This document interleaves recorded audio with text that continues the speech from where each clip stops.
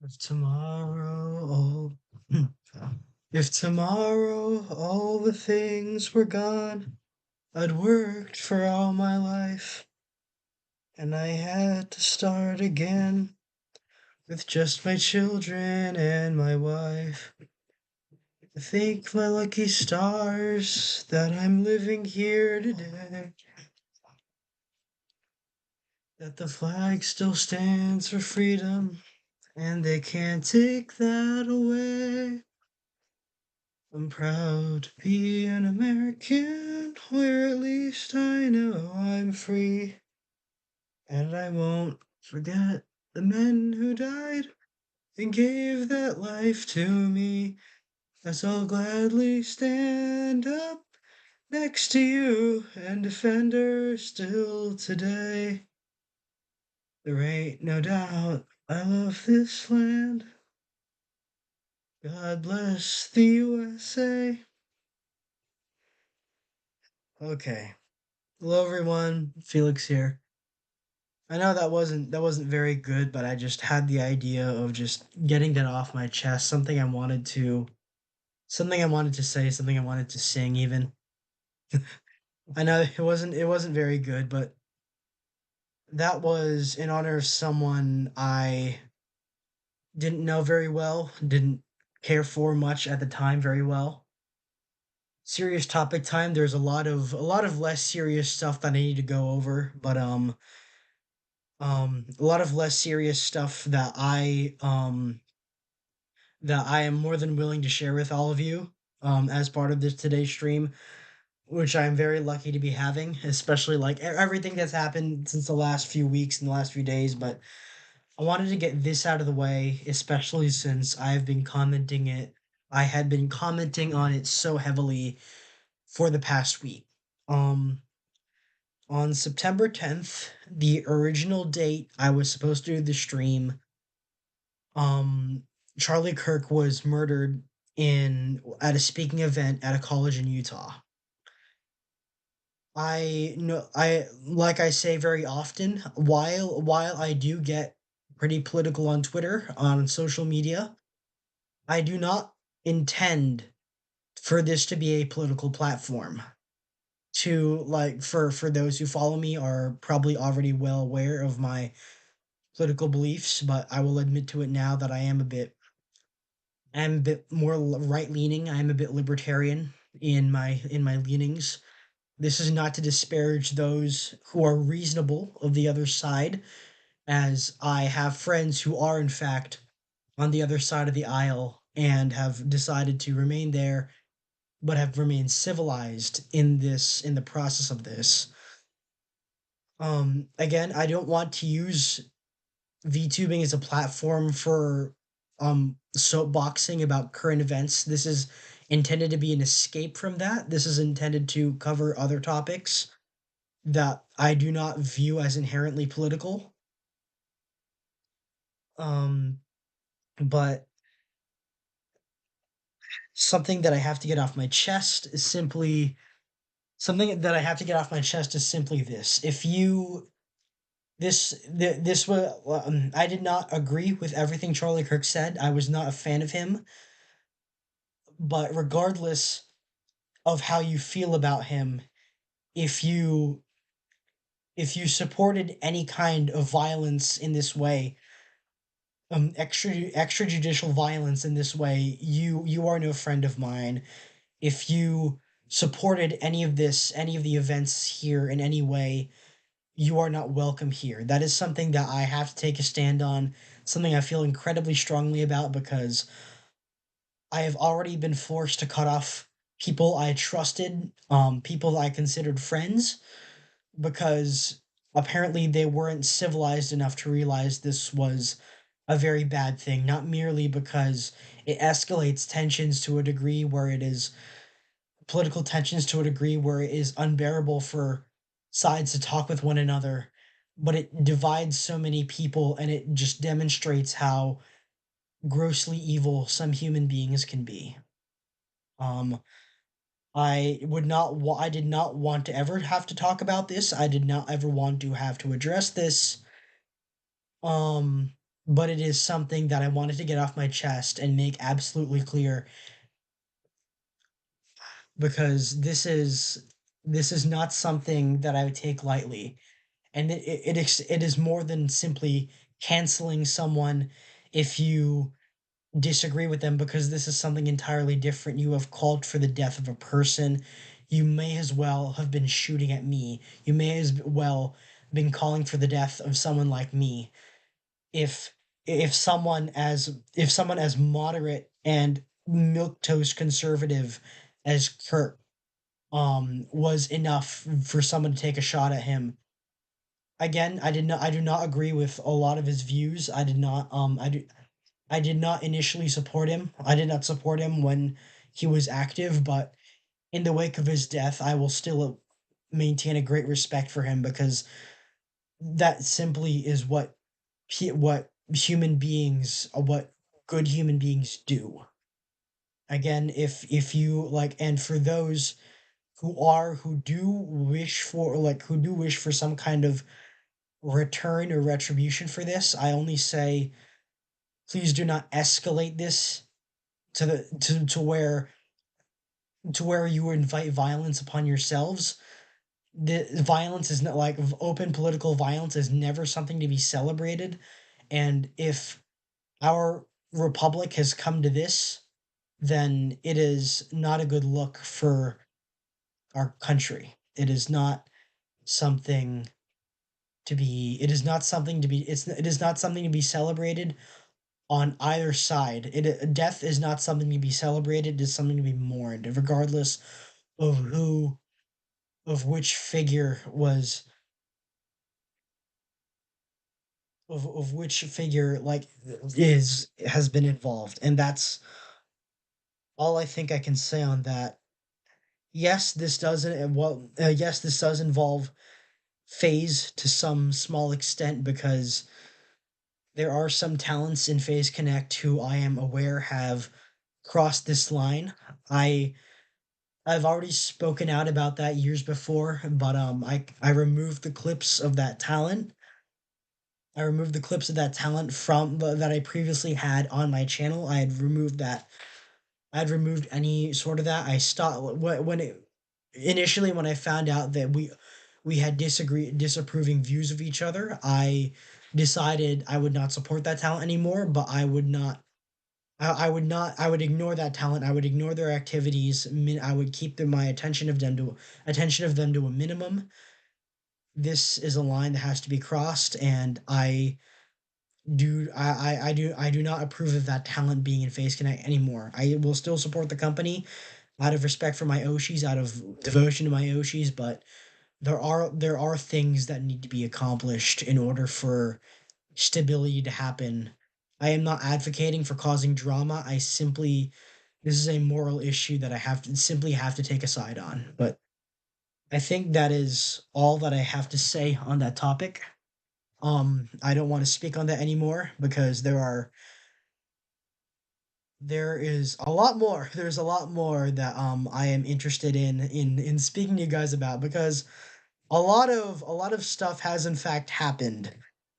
And I will be putting on an appropriate music for this opening part of the Zatsudan. This is day one from Girls Frontline.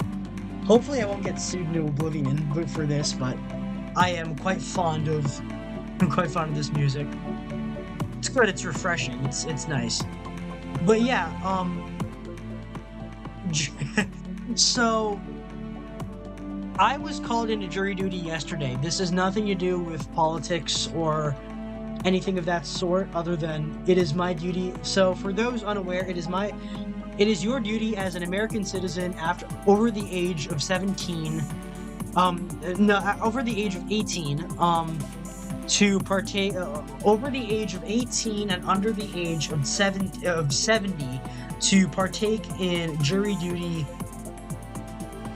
as part of it. It's like, it's not like voting where you can abstain. Like you have to do it. You don't got a choice. You don't have a choice. I'm not familiar with the penalties are for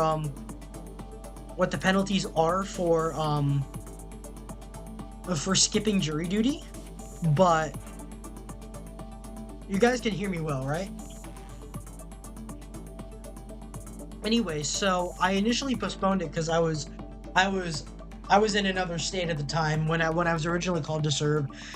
You're not called to serve for specific cases. When something happens, there's stuff happening all the time, and they're always like filling in new people. You're just required to do it for once per year. It's kind of and so you're called up to do it. You have to report to your courthouse or wherever, and you're assigned a case. You're assigned a case with a team of other so there's a process to it. What I can say about what I had to go through.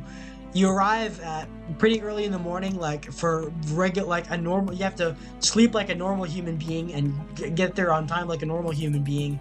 You get assigned to a case. You sign in as a juror. You get assigned a case.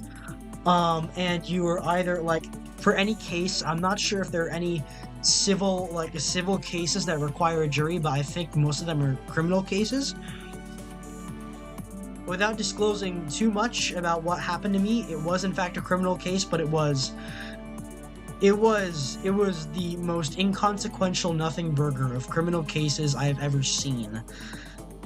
But that's what it was. That's what it was. I was and there's a sort of selection process. So relevant to the case, you get examined by the lawyers of both sides of the argument, the attorneys of both sides being presented. You and by the judge, they sort of weed you out, who is to form the most neutral jury possible. And I have to say, it does feel a bit like cattle. You do feel like a bit of an NPC being herded around by these government officials. But the you're told where to go by a cop. A cop comes down, escorts you,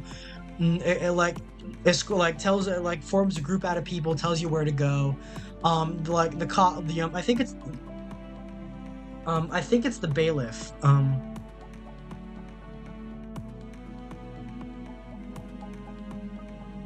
Yeah, it's the bailiff. The bailiff comes in and organizes the jury, informs you what to do, what you're supposed to do, ensures the proceedings go smoothly. There's lawyers, there's everything going on. Yeah, it is a bit dehumanizing. You do feel like an NPC, or in my case, if you are in fact a protagonist, you are playing the most inconsequential, boring live-action visual novel ever made. Oh, Dantiok, have you served on a jury before? Have you served on a jury before? Because this is and all that going on. The reason, normally this case would take multiple days. You're required to report to the courthouse for multiple days, all the way until you are able to reach a verdict and you are let go at the end of the day, which is for them is around 5 o'clock. I think, or 5:30. I got home at 6 o'clock yesterday. And I had to wake up again. You have to keep doing it every day until it's solved. Weekends the courthouse is closed, but on weekdays you're back at it again because it's considered a business day. But this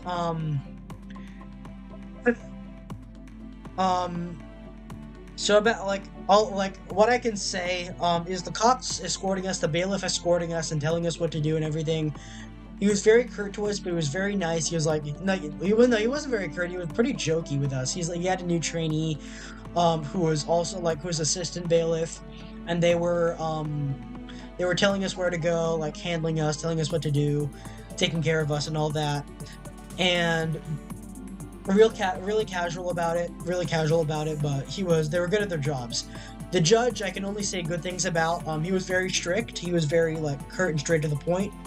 But he was very professional. He's just a guy doing his job, just very extremely professional. He takes pride in his work. I can say about that. The lawyers, I've been told before by my parents that because I'm so argumentative and I'm interested in certain things, certain aspects like political science and elements of that, I should look into becoming a lawyer. I can say absolutely that my experience as a juror has turned me off from being a lawyer. It is confirmed to me that I do not want to be a lawyer.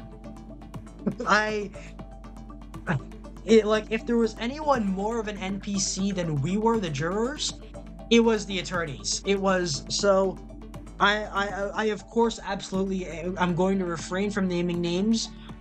I'm going to speak about this openly.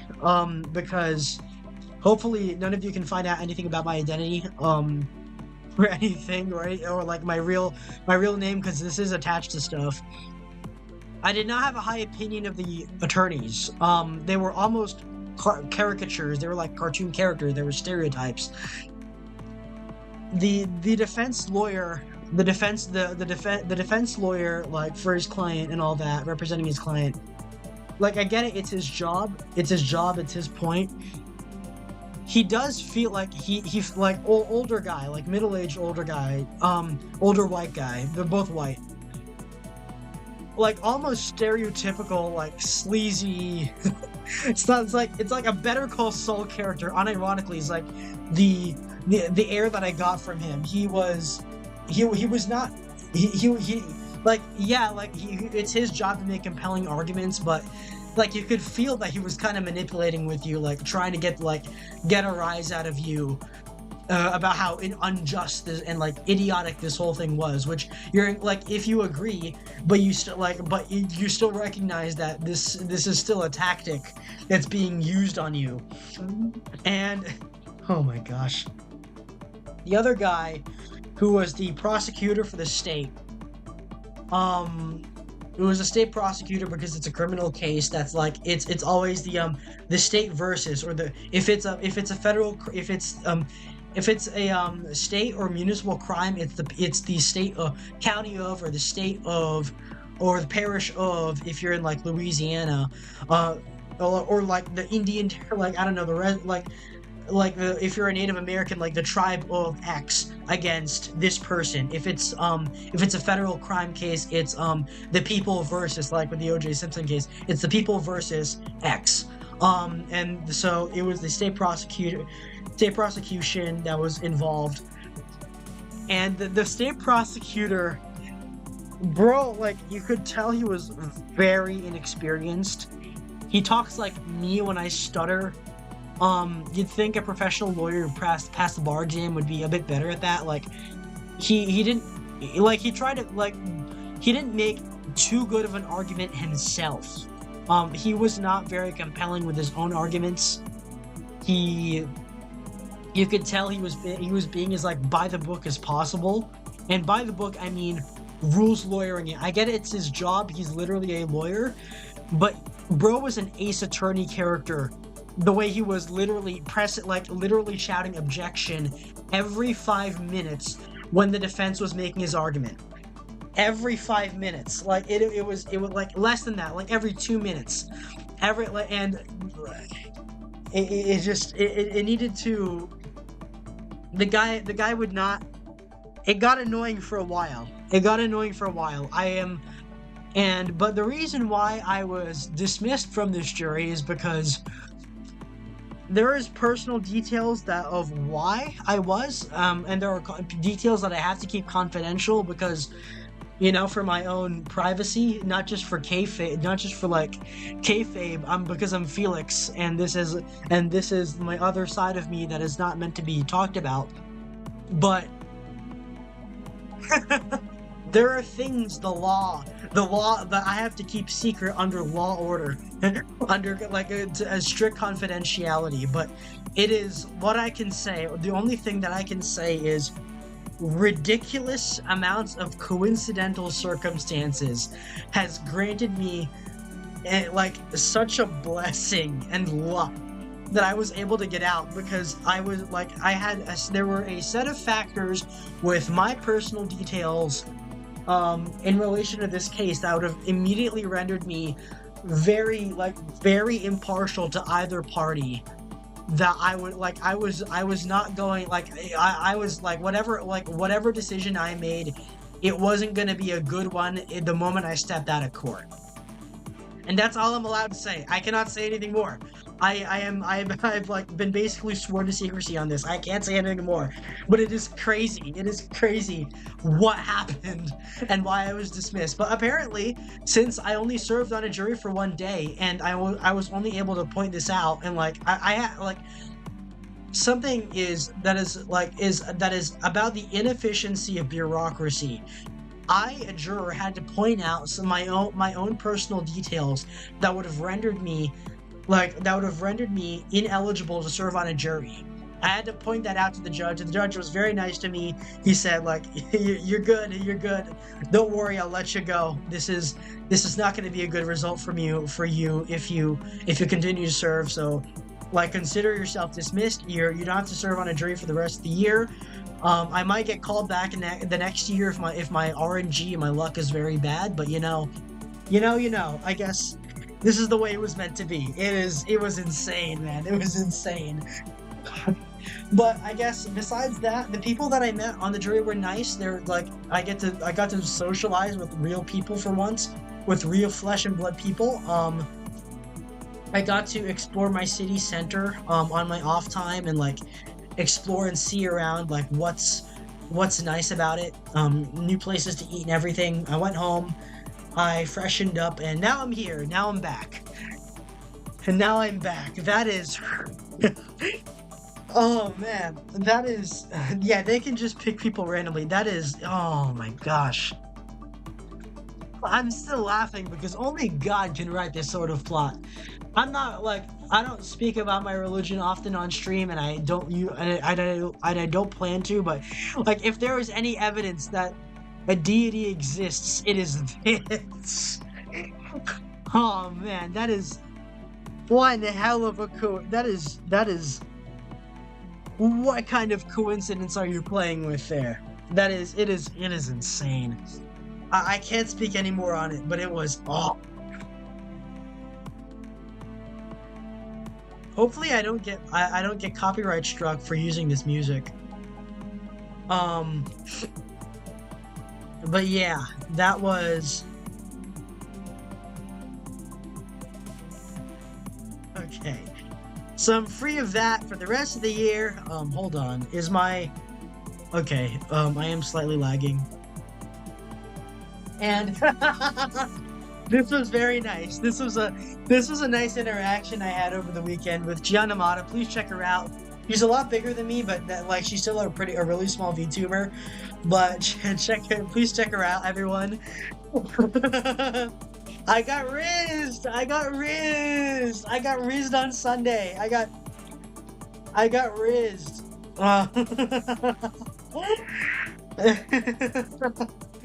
Thank you, Nyanta. You are free to continue being a pervert for Cleo. Nyanta. So I got this sent. The male fantasy of having a woman listen to you. Oh, I keep getting new notifications.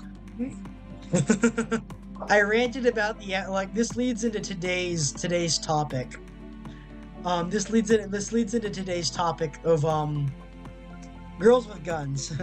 W Riz. Yeah, a woman rizzed me. A VTuber rizzed me, and she looks like we're like I'm gonna advertise, bro. She is what a fine woman. What a pretty lady. And she rizzed me. And she rizzed me, chat. She rizzed me, chat. She rizzed me. She rizzed me. Male fan. I am listening. Go on. It is simple as this. I doubt any woman actually watches me. I remember having only one female viewer ever, but if you are out there, this is how you rizz a man. Ask them if they're into guns, ask them how a gun works. If they're into cars, ask them how a car works. That's why Pippa is talking to like car people.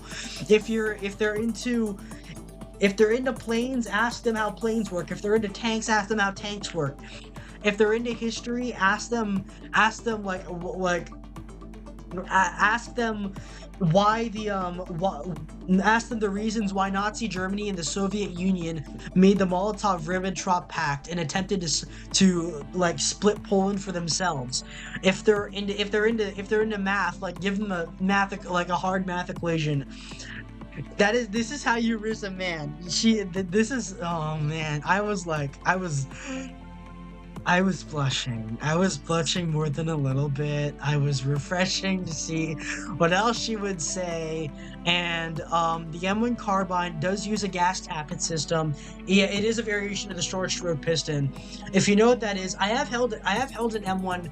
I've not fired an M1A1 carbine before, but I held one at an air show. I'm gonna talk about this gun because I've been like that is also the one I've been ranting about. M1 carbine. It is this little ditty right here. US caliber, US carbine caliber 30 M1. This one, this little ditty, this little doozy, this pretty this pretty little thing. I have held the paratrooper version, which is where is that? Variants, the M1A1. I've held this one. This is a folding stock semi-automatic rifle. This is technically a PDW, like what I would consider closer to a submachine gun than to an assault rifle. But it is this. It is so light. It is so like well balanced. There are better more modern rifles out there like the AK and the AR, but in my opinion, and this is gonna sound really weird, it is so like when I held this was not at a gun range or anything. It was at it was at a World War II air show. It was at a World War II like exhibit that I had near me, because I'm a big fan of history and like learning about that kind of thing. And planes, and this is like also like where my gun autism kicked off. I got to hold a Luger there and a Thompson, an M1A1 Tommy gun, which was really cool. I think I've talked about it before, but this was a highlight because it was so light. It is lighter than your average AR-15. It is so light and so handy that if you pick it up, even as a kid, it feels like a toy. And in my opinion, this is gonna sound weird, but the true child soldier weapon is not an AK. Like it's always like you always quote Lord of War, like even a child could use it, and they do.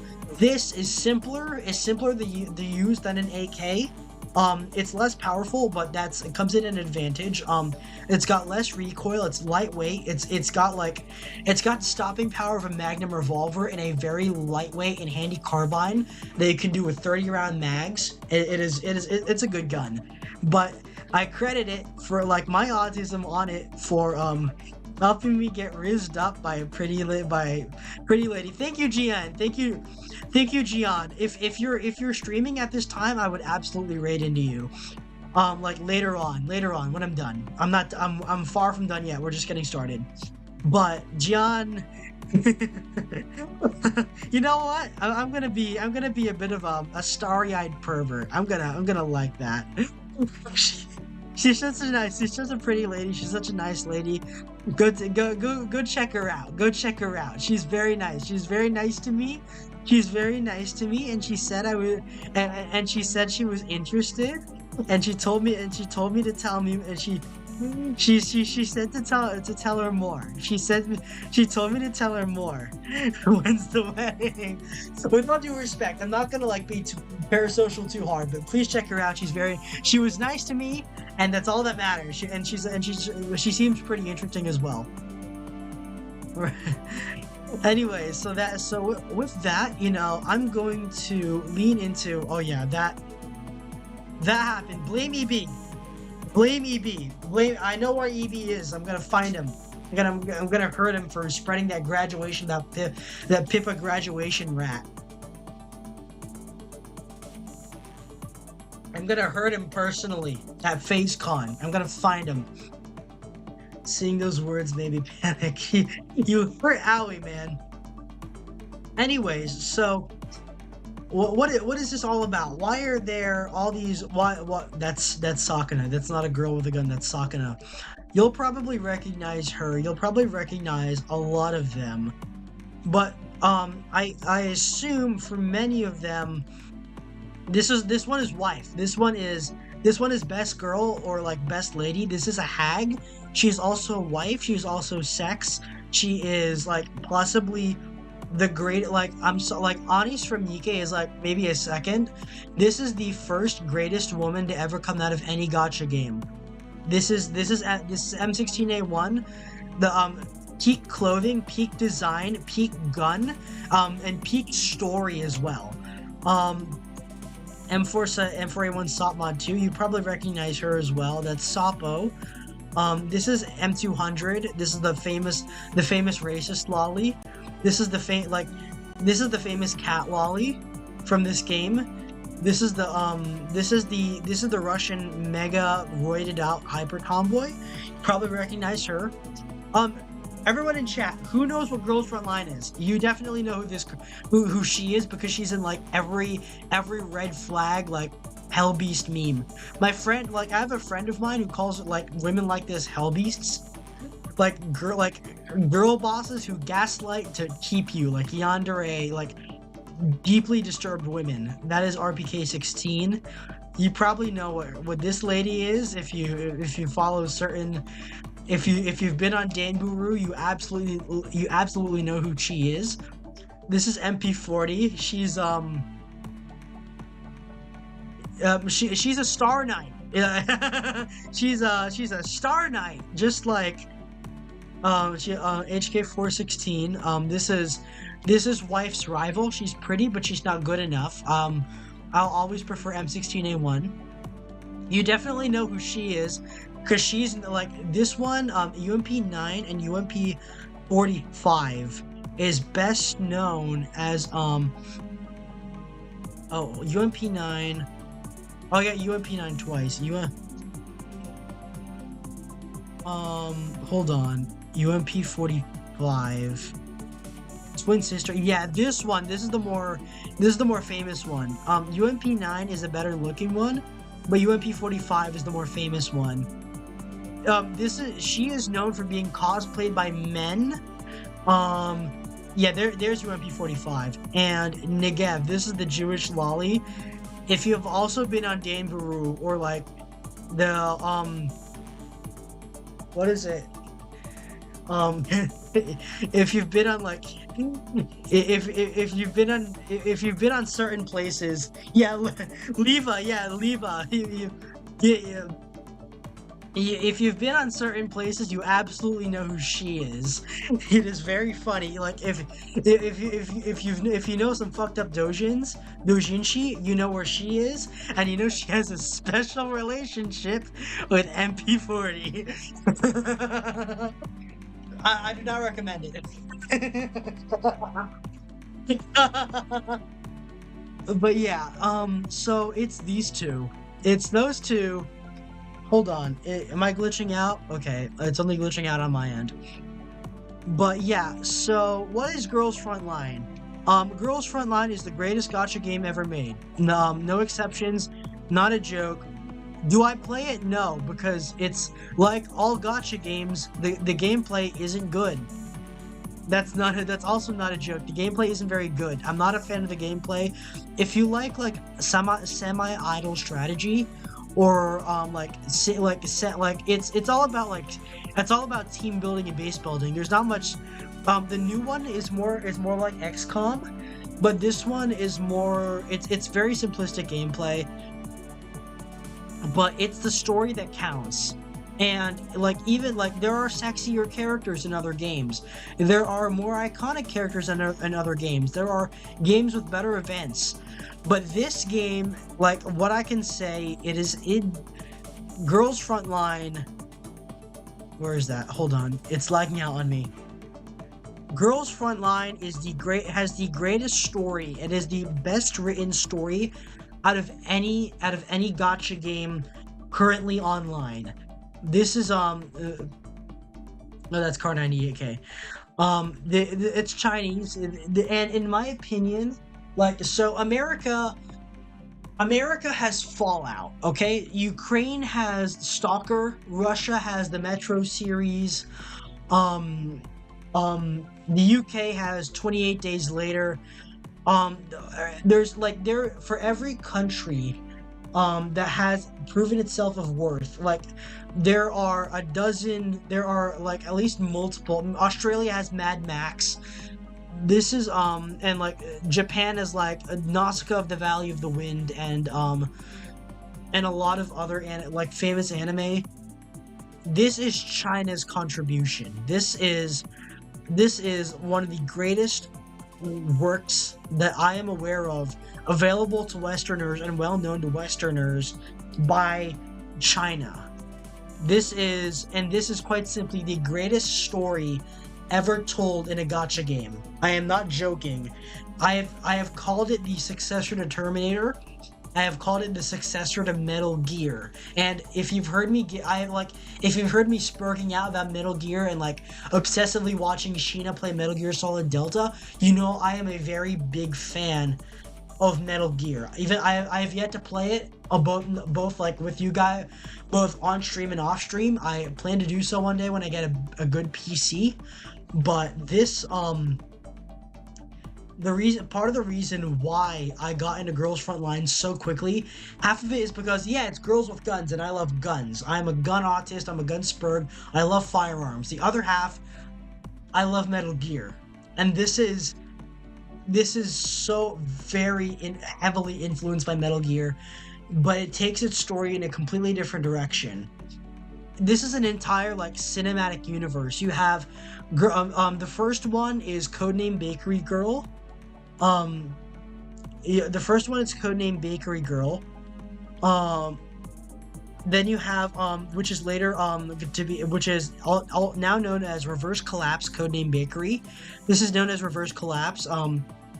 The second you have Girls Frontline, Girls Frontline 2, both of which, despite being a prequel and a sequel to each other, they are running concurrently to each other. At like the plot lines are like both games are still being active and worked on.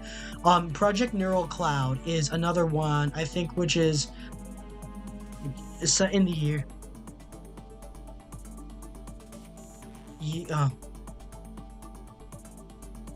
Set in where's that set in? Where's that plot? Let me find the plot. 2062, while Neural Cloud is in 2063.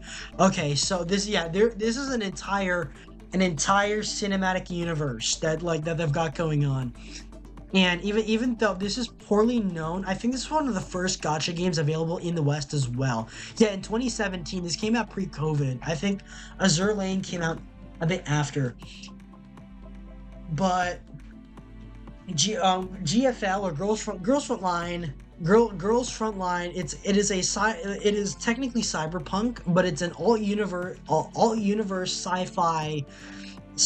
It is a very in-depth one. And okay, so another reason why I have to point this out is this is one of the developers. He's from China. So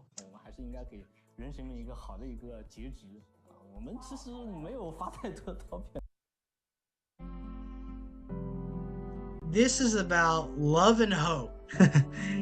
This is about love. Yeah, warning, this is some violent or like gory imagery in this. This is not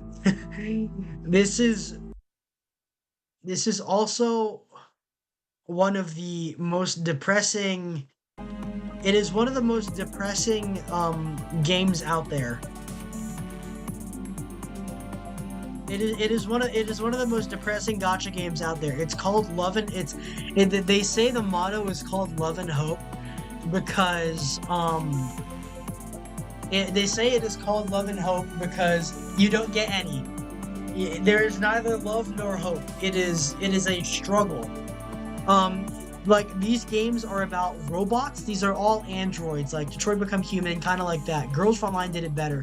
These are all robots. These are all civilian robots. Some of them, yes, some of them are sex bots. A lot of them are like robots that have M16A1 is a military model. Some are military models, like for liaisons with to liaison with humans, and act as an aid to them. A lot of them are civilian models that have been converted for military purposes. IOP,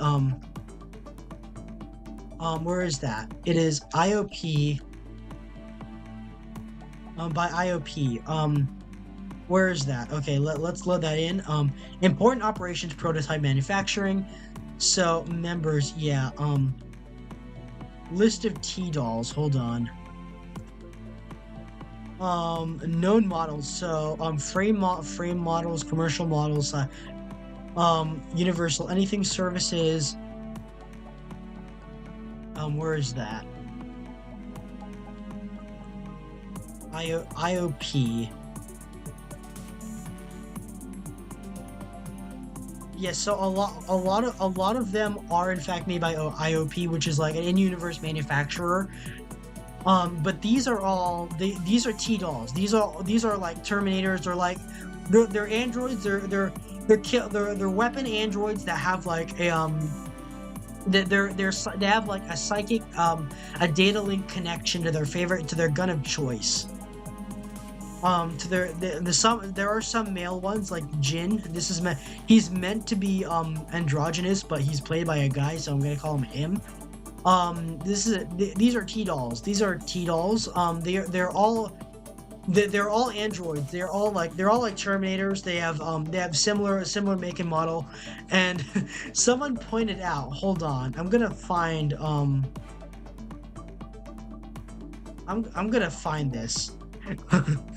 As a wise man once said, Girls Frontline isn't about teaching robots how to love, it's about teaching robots how to hate, and we are a great teacher. This is it's like Heat. This is why Heat is my favorite movie. It's not just about the guns, it's about the suffering. You are experiencing them have breakdowns and collapses in real time. It doesn't matter if you're a human, a cyborg, an android, or an AI. You are like 100%, if you are in the Girls Frontline universe, you are meant to suffer. It is about suffering, about trauma, about like heartbreak, about loss. This game is about loss. It is like the first few missions aren't as bad until you realize what direction it's going, and it does in fact get pretty bad. This is the game. So like this game is about suffering. This is about toil. It is about both the commander and the robots under his command suffer equally. This is about suffering. This isn't like softcore, like softy romance, sappy romances. While I am a Cupid, I do love my sappy romances. But Nikkei is about sappy softcore, like sexy sappy romances between you and your Nikkeis. This is pure suffering. You are making them more human by forcing them to experience the human condition in real time. It is about suffering. It is about trauma.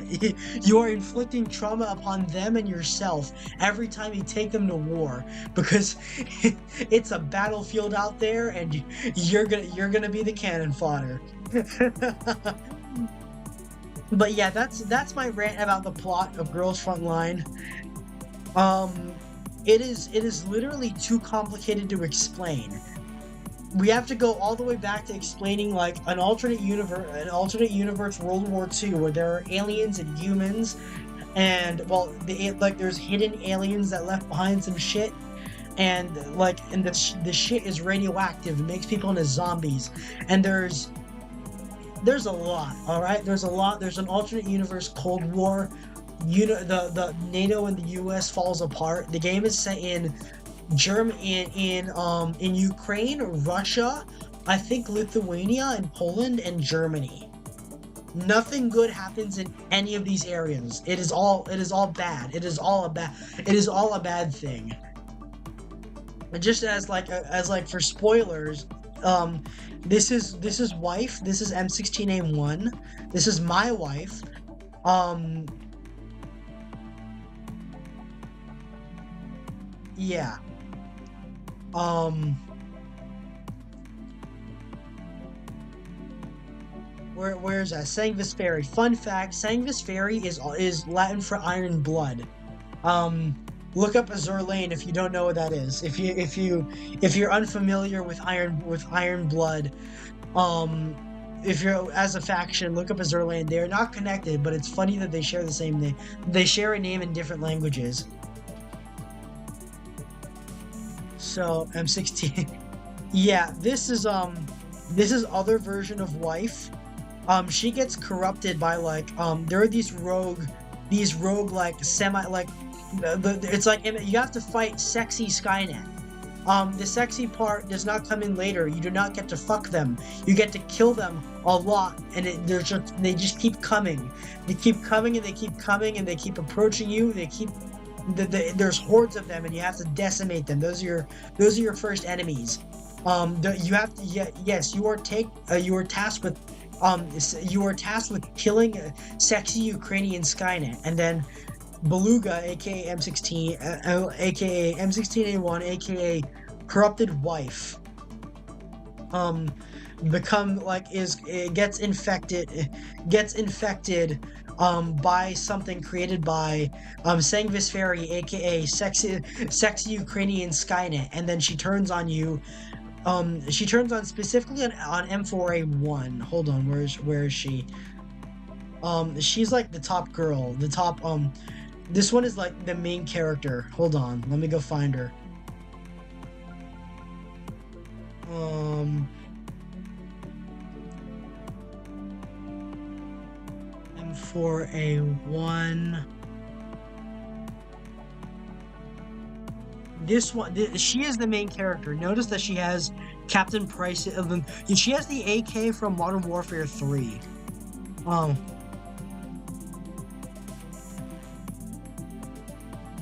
hold on.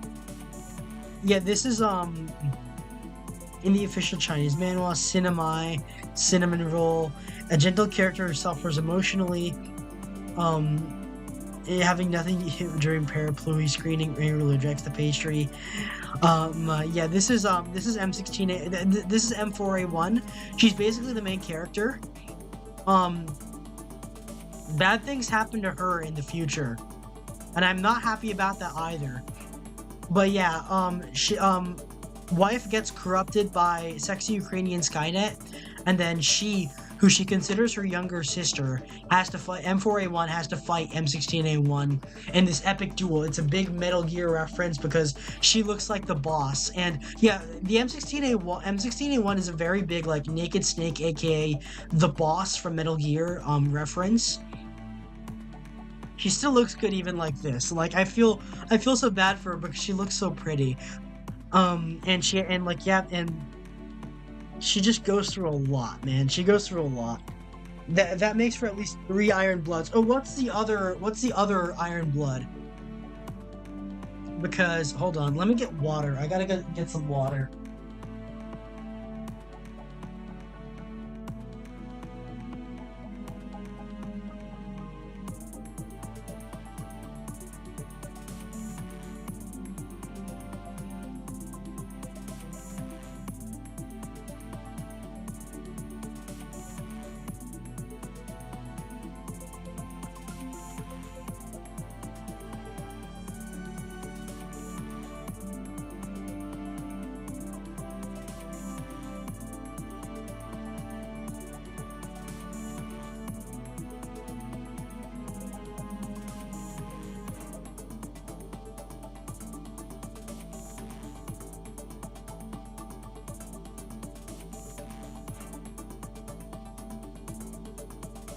Anyway, so I'm back with my water. Anyway, this is wife.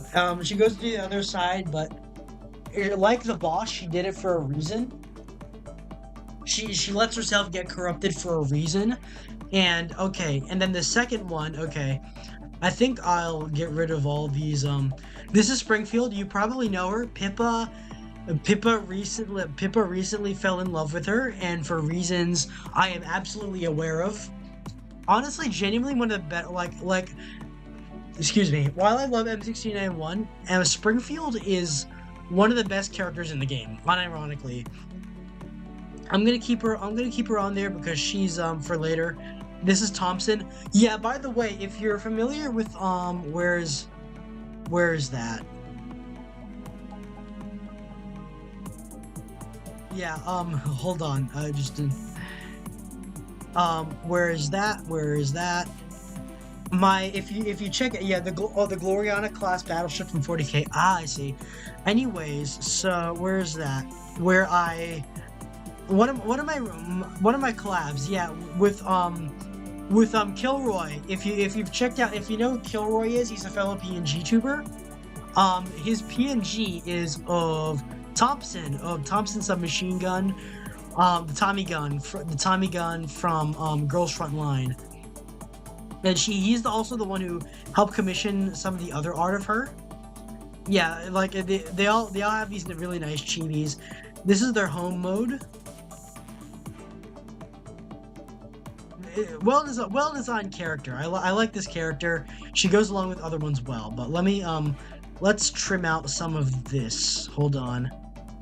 M200, IDW, AK-15. We'll keep her on. RPK-16. You absolutely know who she is if you've been on the internet long enough. VSK-94. You know her from Danburu. You know her. She's a Star Knight. She's a Star Knight. And she's funny.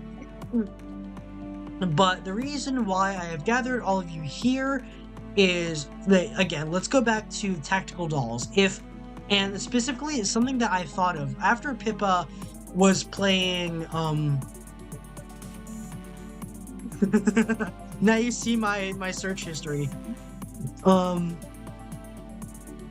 Pipkin, like one of the stuff that I checked out prior was where is that? Okay, where yeah, Girls Frontline 2 Exilium, where she was getting eyefuls, and I thought, what if my Oshis, I'm finally getting to the point of the stream, what if my Oshis were T-dolls? So,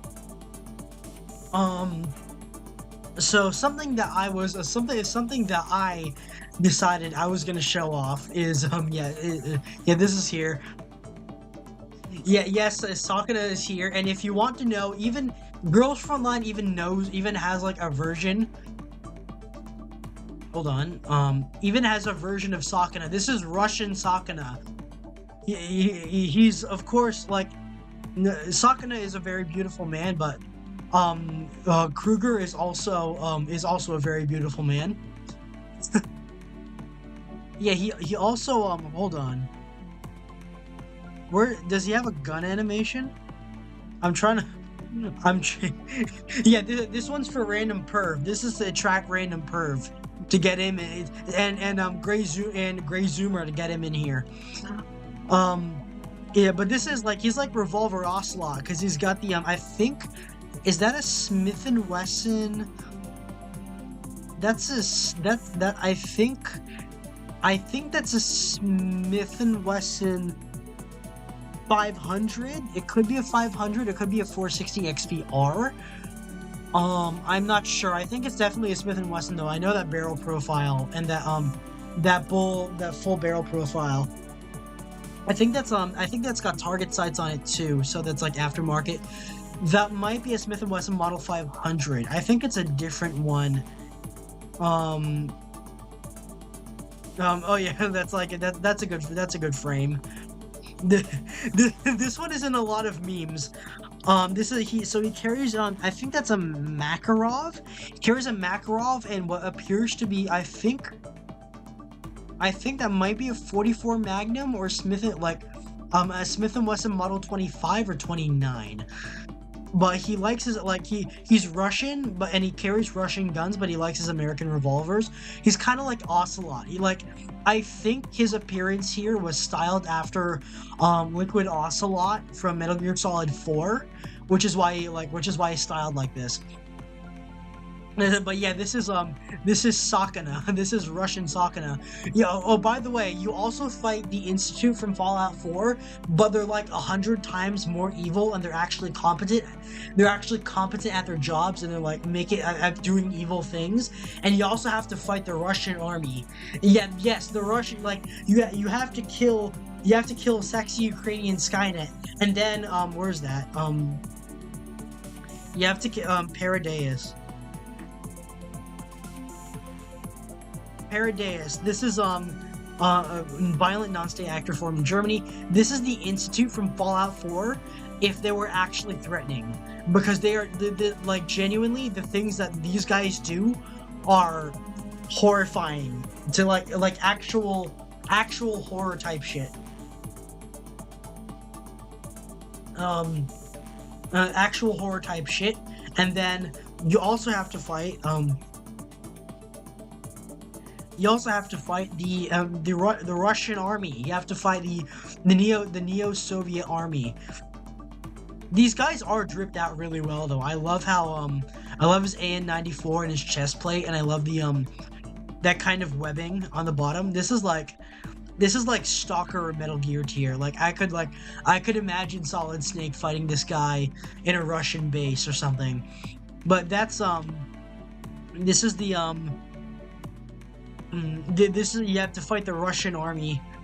Ironic because it's a Chinese game. And the fun fact, the other famous game that I love, VA11 Valhalla. It has done a collab with Girls Frontline before. There's Alma, there's Jill, there's Dana. That's IDW, and I can't remember the rest because I haven't pulled them. But yeah, Jill, hold on, let me find that. Yeah, Jill is canonically a T-doll in this one. Jill is like they did a crossover with oh yeah, that's hold on. Like I love how like this kind of semi-recontextualizes a lot of things. Unfortunately Gil is not here. Gil the Chad is not here because it's women only, but there are male T-dolls as we have shown. But they did that collab in 2019. But going back to what I selected and my gun autism. Hold on. There we go. The gun autism that I selected for Sakana at least was the Smith & Wesson Model 28 Highway Patrolman. That's like a downgrade. This is the police version of the Smith & Wesson Model 27. Big revolver, 6 rounds, 357 Magnum. He's gonna probably like that. And then the Norinco Type 54. Because he's Chinese. Yes, that's because he's Chinese. He gets a Chinese Tokarev. You get if you ever know. Let me go show it off. Chinese Tokarev.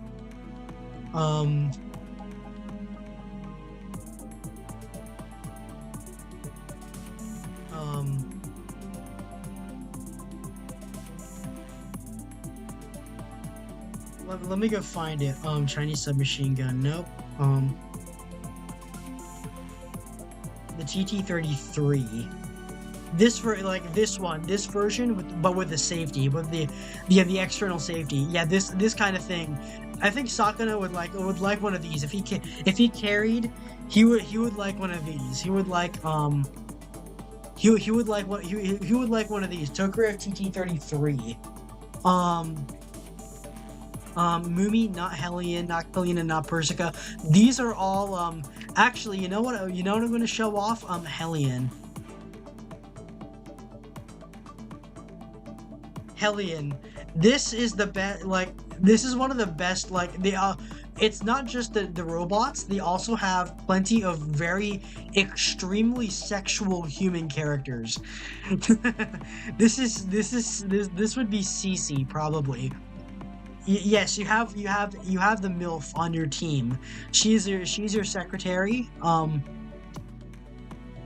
Habit of trying to adjust her monocle. she's she's so damn cute. She's so damn pretty. I love Hellion, and oh yeah, and she's in GFL 2 as well. Like gray-haired hag, absolute sex. Gray-haired hag. I don't know who Mumi would be, but Kalina. But this is the other human waifu that you get. She jiggles her tits at you, and she's like, and don't forget, she just because she jiggles her tits at you doesn't mean she also suffers. She also suffers over the course of this story.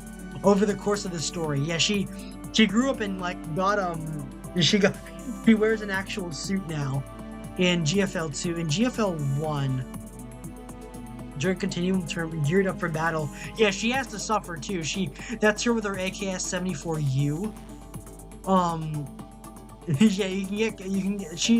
Yeah, she's the shop mascot. She's a regular human who works for Griffin and Kroiger. You work for Griffin and Kroiger, okay. Griffin and Kroiger. I'm gonna spurg out about that. Yeah, hag. Griffin and Kroiger. So imagine imagine like Outer Heaven, but it's full of robots, and the plot twist is that you're fighting for the Patriots the entire time. Yeah, you work for you are secretly spoilers, you are secretly working for the UN. Sakura, like, where this version of, like, maybe I shouldn't jinx this, but this version of Sakura, aka not Liquid Ocelot, aka Kroiger. Where's Kroiger? Hold on.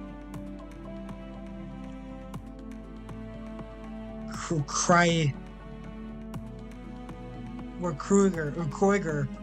This guy is actually an agent for the UN the whole time. And so is so is the co-founder of the company. Where's a Griffin Lyons, that rat bastard. He is a sharp dresser though. He looks like Colin Firth from Kingsman. I think he was based off of Kingsman. The Kingsman. This is Griffin Lyons, and they've been secretly manipulating you. By Girls Frontline 2, you are no longer working for the UN, thankfully, but you have been secretly manipulated into working for the UN against the Russians, against all these various factions. Like, there are no good guys. You're only as good as you pretend you are. There are no good guys until the events of GFL 2 and Codename Bakery Girl, aka Reverse Collapse. There are no good guys because the Americans are all dead. You have to fight the Russians, and I think the Chinese are all dead as well because they're like, China and the US were the most heavily affected by radiation following like World War III. And like a lot of other incidents involving the alien artifacts that have been like connected to World War III. It's a complicated plot. It is a complicated plot. But you're here for girls and guns, and so I'm gonna assign them. I'm gonna start assigning them. I'm gonna start assigning them assigning them guns. As you can see, I kind of went ham. But you know what I'm gonna do? I'm gonna start with the ones I already have. And this is gonna be a lot of shout outs to my fellow male tubers. Where's that? Okay.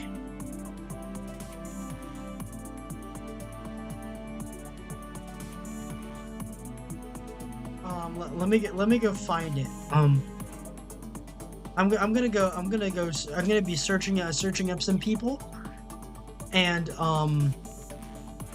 yeah, on Twitter. Okay, let's VTubers as this is yes, I am bringing males on stream. The Mobile Assault Light Echelon, aka Team Mars, Mollington.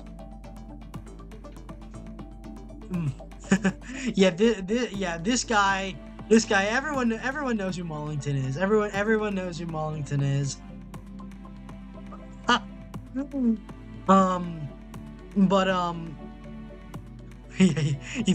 He found a Helldiver. Let me go find his model actually.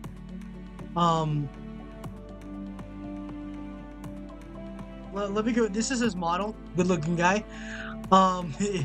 Is he fruity? Is Felix a bit fruity? Who knows? This is Mollington, and and I've decided to give him because he's a big spurg about Vietnam, and hold on, that's a good looking Tokarev. That's a good looking Tokarev. That looks like the Kingsman pistol. Where is that? Where is that? Um,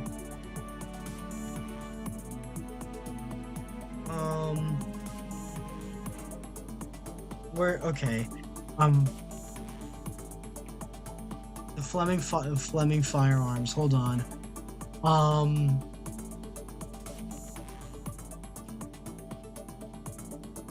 HK90, HKG3. Hold on. The HK51. This is what I'm giving him. I think he'd be very happy about this. This is a German rifle. Yes, it is just yes. Mollington is British, but this is a German rifle, but he's an Ameribu for all the good reasons. And the best part about this is, despite being a German designed rifle, this is a German rifle brought to the U.S. and customized by an American gunsmith for use by the SAS, for the Special Air Service, by the British SAS. And this is there's some wild shit that you could do with it, like MC51 SD. This is like a big MP5 SD. This is the big gun. This is a big gun for this guy. His version is going to be the HK51. This version. Team Mollington is going to get one of these. I think that, like, if he was a male T-doll, he'd get one of these. He'd get a tactical doll. He'd get one of the HK51s. That this would be Mollington's. This big old thing, and especially because he's like a big autist about like what happened to the US during the Vietnam War. The G3, to my recollection, was used by the Navy SEALs during the Vietnam War. So him having a variant of that would be very in line. Let me go find G3 and G3 from GFL. Very pretty lady, very good looking lady. Yeah, is she AR? Yeah, she's AR. Yeah, good looking lady. Good looking, very German lady. Captain Taker Joe gets the Colt Car 15.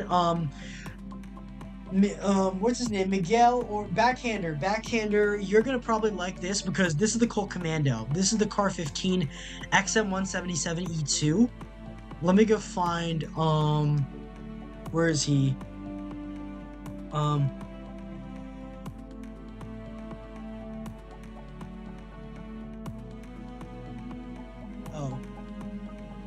Hold on. There we go. There's the guy. There's the guy. This is your face of reference, and what we're giving him is where is that? Where is that? Let's get rid of that. And what we're giving him is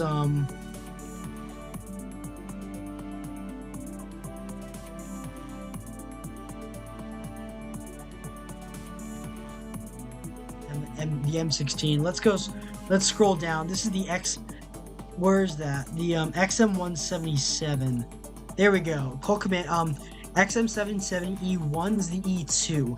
I always see him play like this. This makes sense. This has his vibes. This admittedly has his vibes. I think I've seen him playing. What is it? Rising Storm Vietnam. I'm pretty sure this is in it.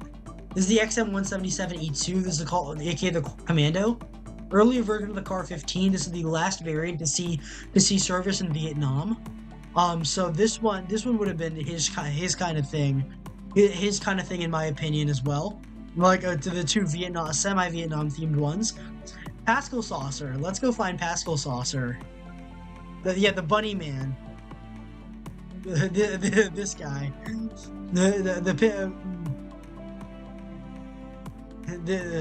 This is Pascal. This is Pascal. Fun fact: he's a mechanic in real life. He's a car mechanic in real life. So I wanted to give him something. originally I was gonna give him, what is that? Let me go search that up real quick. Um, I was originally gonna give him the Bushmaster Assault Rifle, which is the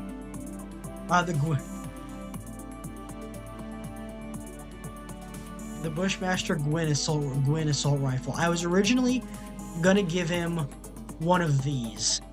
It looks very Fallout-ish, doesn't it? It's very technical. It's very like it's wood and steel. This is patterned off of the I think the Stoner 63, which is an open spot for like for a gun that you could get in Girls Frontline. This is a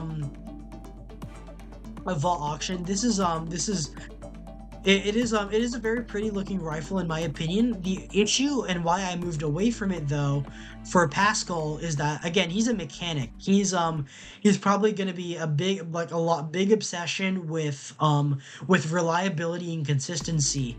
And so he would want something as instead of that he would want something as simple as possible. Enter, which surprises me that Ruger Mini 14 hold on. AC55. Hold on. Oh yeah, oh, okay, so Mini 14 is in the game. I just accidentally skipped over her. Let's see what she looks like. There we go. Mini 14. I think this is for, yeah, I think this is for China, for the China server. But he, so, oh, this is a good design though. That's a good looking woman. I like the monocle. I'm not a fan of Ruger Company, in real life, but the Mini 14 has its charm. It's quite simply because that's what it is. Let me go find that. It was introduced as an alternative to the M16. The AC556. Which is a shortened variant of the Ruger AC556. So this is the AC556K. It could be the Ruger AC556. The K at the end stands for Kurz. It's a loan word from German, meaning short. This was borrowed into the gun world because a lot of German guns use like the suffix Kurz, like a lot of ammo as well. A lot of the ammo as well use the suffix Kurz to denote a shortened version of something, so the name kind of stuck. Yeah, this is the Ruger AC556. This is a Ruger AC556. Like, am I a fan of it? No, it's not as it is more reliable. It is documented as being more reliable than the AR-15 and simpler. But the AR is more accurate. It's generally better in a lot of ways. But if you're looking for unparalleled reliability, this is comparable to an AK. This is a long stroke piston assault rifle. Very has that distinct M14 looking shape, but it is in 5.56. You can get them in 7.62x39 and 300 blackout, but the one I'm focusing on is the one in 5.56. So I'll give him the Ruger AC556. And the Nova Crusader is the LaFrance Specialties Smith Enterprise M14K. Let's these two are often seen together, and I felt like I had to give them a matching guns. Nova Crusader. This guy, I answered one of his questions on, and he featured it. Yeah, he makes some big stuff. I feel like character-wise, he uses Riker. This is his OC as an avatar, and there is something very specific that I think she would like. She, like, the character would like, which is, hold on, Moonrock Rare.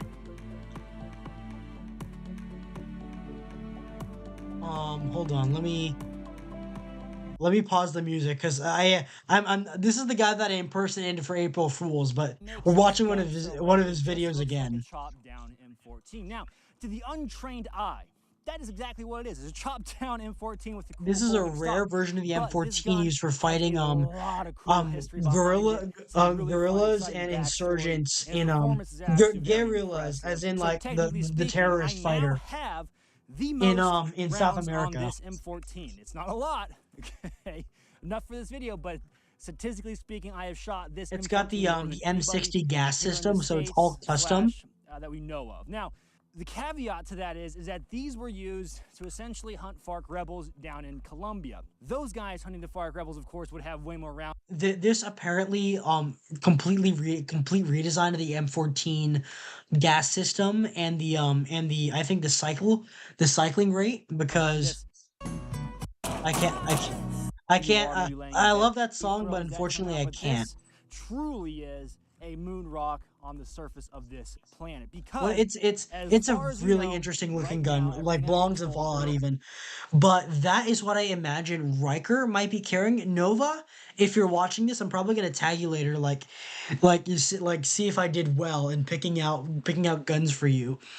Nova, if Riker would like one of these, if Riker would like one of these, the M14K, then let me know. Then let me know if I got that right. This is the M14K. That's the M14K. So I gave him that. The Tenno Eidos. Another friend of mine. Tenno Eidos. This guy. You know, we all know this guy.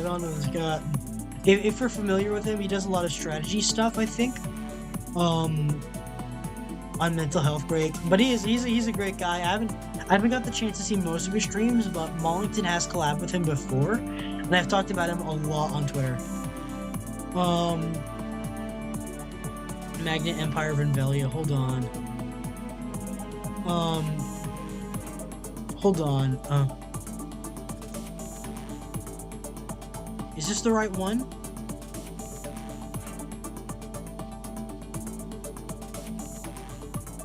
Hold on, I'm trying to look for, let me see if I can find his main.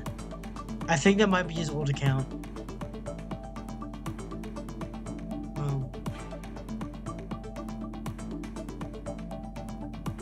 Tenno Eidos, on break, new account. Okay, so I'm in the right place. This guy is heavily into, like, similar stuff that I am. Great guy. But Tenno is technically his OC, but for him as the guy, I feel like he would get. We're going back to HK products for this one. We're going to the HK53. It looks similar to Mollington's, doesn't it? This is the 5.56 version. This was a production version. This was not modified. This is a production version by Heckler and Koch. Yeah, HK33 reduced to the size of an MP5, used by some military units and SWAT teams when both power of a rifle and the compactness of a submachine gun is needed. So, Tenno is from Thailand. In real life, he's from Thailand, and Thailand is known to use to be fond of this platform, the HK33. They're a big fan of this platform, the HK33. So I decided giving him a shorter barrel, like Special Forces version would be really cool. Hold on, let's see, HK33. Yeah, the HK33 in this one. Very sporty looking woman, very sporty looking girl. Yeah, I like the design, I like her design. But I gave him the HK53, shortened version, shortened variation. You can see there's a recurring thing with, like, besides all of these guys being male, they're getting, like, these shortened versions of everything. The shortened versions of all these guys. I wanted to find an extra one, so and all of them have some sort of connection with each other. Joe gets a car, Mollington gets an HK50 G3 SAS. He gets an HK, Mollington gets an HK, Tenno Eidos gets an HK, Nova Crusader gets an M14, Pascal Saucer gets a Mini 14, Captain Taker Joe gets a Car 15, and then Kara Malone, good guy. I've rated into him a lot before.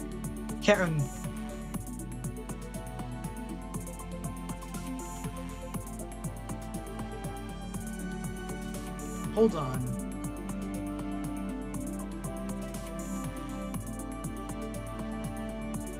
I'm trying to find him.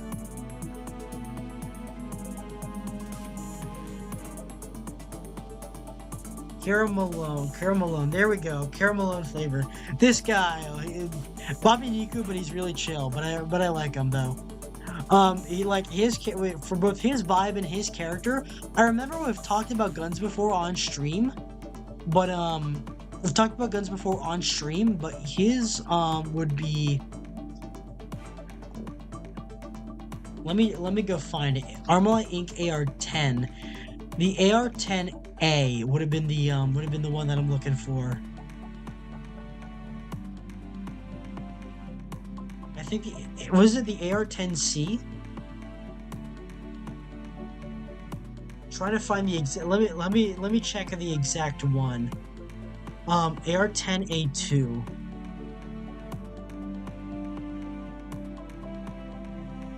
Yeah, like it feels like he'd get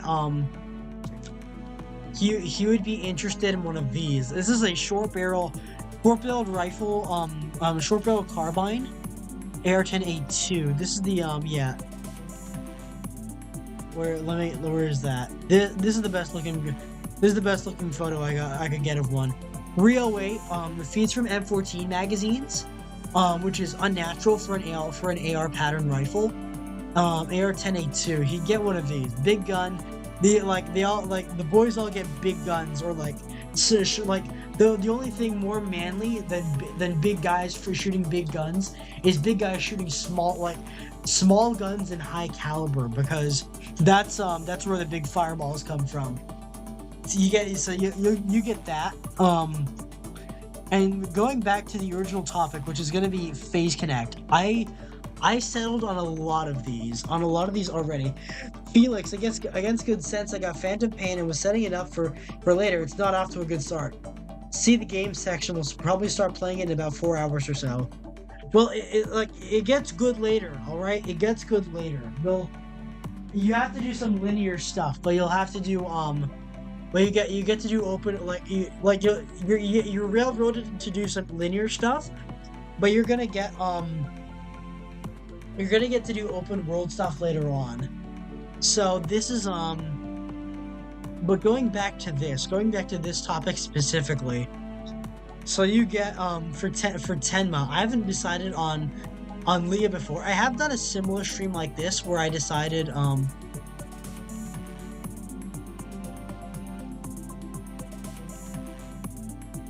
hero shooter face hero shooter concepts. Hold on. Google Docs.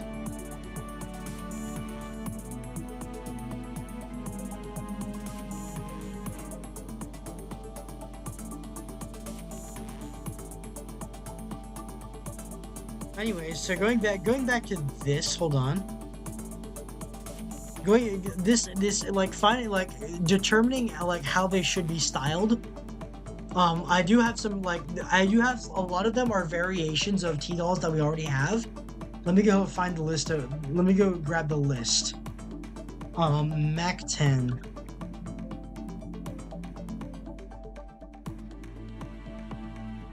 Tenma, I decided would be Mac 11. This is Mac 10 in the game.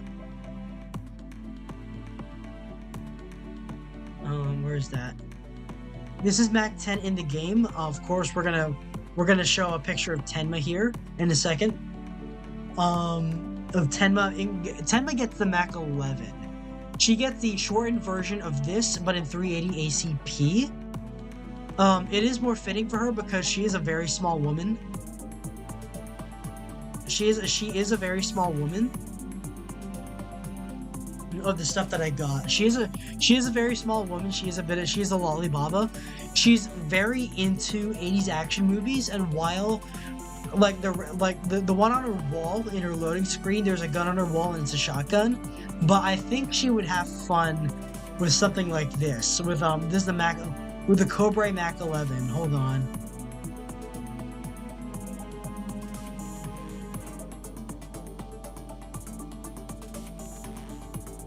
Yeah, the Mac 11. This one in 380 ACP. You can get them in 380 or 9 mil, I think.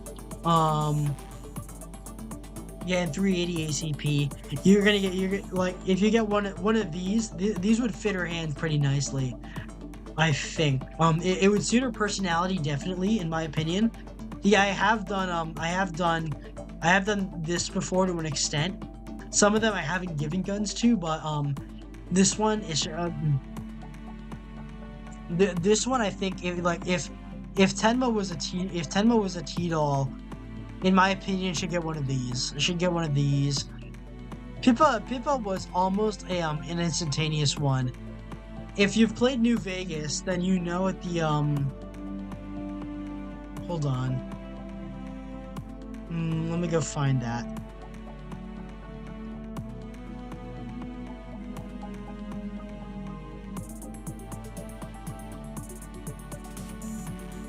Oh, okay. Here it is. Here it is. Here's the big one. This is if you're familiar with Fallout New Vegas or Kentucky Ballistics, you absolutely know what this is. This is the Magnum Research BFR. This is the same company that makes the Desert Eagle. You can get it in 4570 government, and this is very much up Pippa's alley. I feel like if Pippa, while it doesn't suit her design entirely, of course. But hold on. Let's look at the gallery. Yeah, a Shipkin Shippa would have been a pretty this, or some kind of cowboy variation would have been a very good choice for for the revolvers for the Magnum Research BFR. Let's see if I can find it actually on here.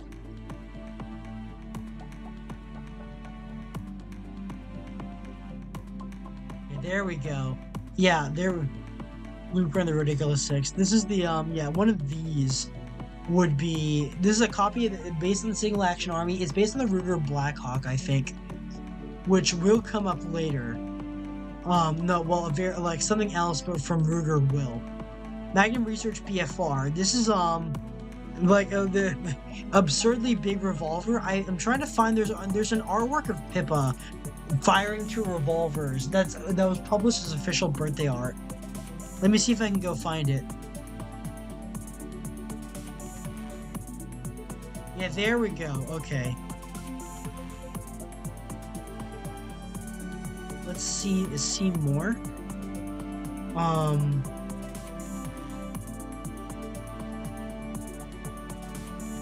Hold on, give me a second. Yeah, the two big guns, the two big guns.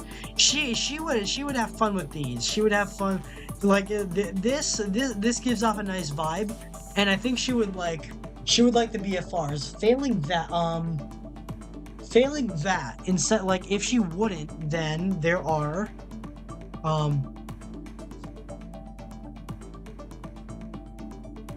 she would get one of these, the ANT Automag 4, which does also suit her as well. If you know what Helsing is, then you probably know what this is. Yes, the Jackal and the Castle are based off of this, the ANT Automag 4. This is the ANT Automag 4 in 45 Win Mag. This is it's like a 45 ACP, but a lot longer and a bit wider. No, not a bit wider. It's the same caliber. It's the same diameter, but there's a lot more powder behind it. You got the ANT Automag 4. Alternatively,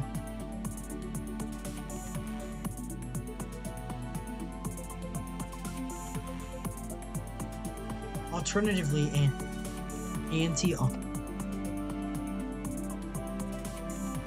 Automag 4. NASA was being funny on Twitter. Let me go see if I can find her. She has hold on. Let me go find NASA. Ututane NASA.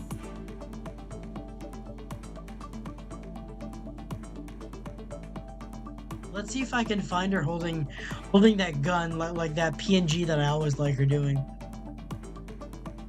Oh wow, she rode a horse.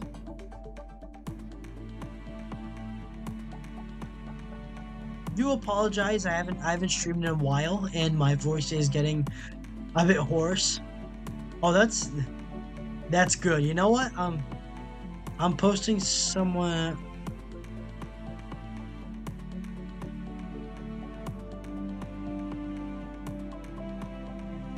Let me go put yeah. Let me go post that there. And I'm trying to find that one picture of her because she like with her playing with a gun.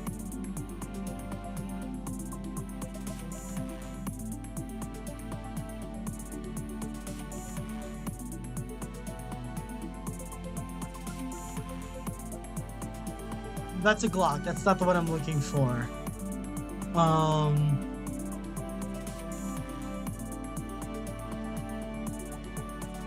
What would NASA use? There we go. There we go. This is the exact one. And she likes this from what I remember on using it on stream. The chambers are a bit small and misplaced, but what I am giving her is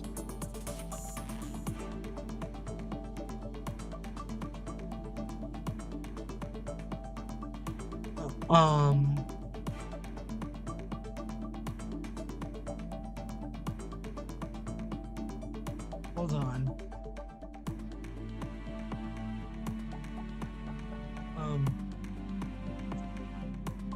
This is the 329 PD. I think, yeah, not like NASA would like this one, in my opinion. This one specifically. This is like her design isn't the most conducive to like it being a gun focused design, but of NASA too. If she does get a new outfit, like a redesign would fit like this style. This is the 329 PD. I can't recall what it's made of, but it's some kind of like high-tech alloy. I think is it scandium? It's a scandium frame. Yeah, this kind. She would like one of these. She would like one of these. That's what she would like. NASA would like that. Iori, the BNT Station 6. Let me go find a picture of that. I considered giving her a well rod, but I decided one of these would have a little bit more character. The Station 645.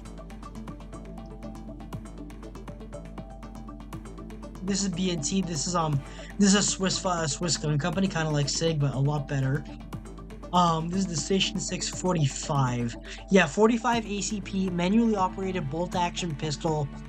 Iori is supposed to be an assassin, so, and her preferring up close and with a knife, that would fit this gun immensely. Because this is meant for, in World War II, the well rod was meant for contact shots. This is meant for near contact shots, and having it in 45, she's still American. I think she's Hawaiian, which is and so the 45 displays that, and then alternative automatic for.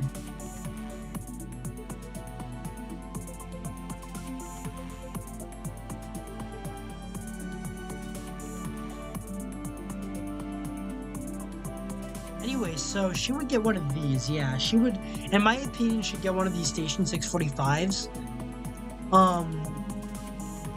I'd like one of these, honestly. There was some controversy over, there was a shooting last year that allegedly used one. It was later proven not to be the case.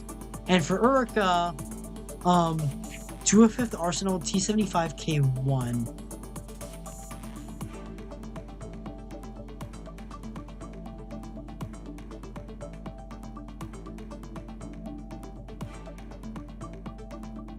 Yeah, this one, there we go.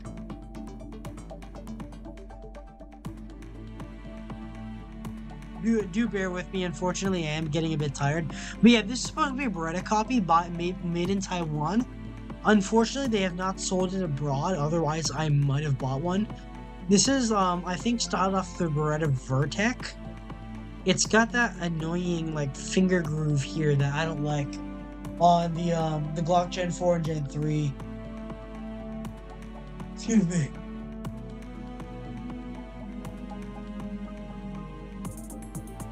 But yeah, this one would have been, I think Erica's choice if she was ever, like, had to choose one.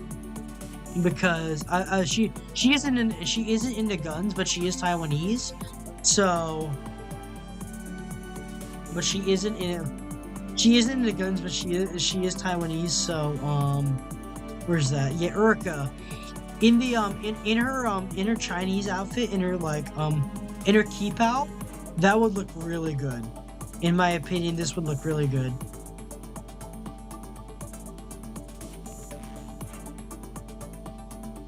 Hold on, I am a bit sleepy right now at the moment, so please bear with me. I do want to continue. This is the build-up. This is the highlight of the stream, but I am getting a bit tired, unfortunately. Okay, this is the T-75, political rifling. So it's different enough from the standard Beretta to be distinct. That would be Erica. It's made in Taiwan, also Taiwanese, so that would make sense. And then for Lumi would have one of these.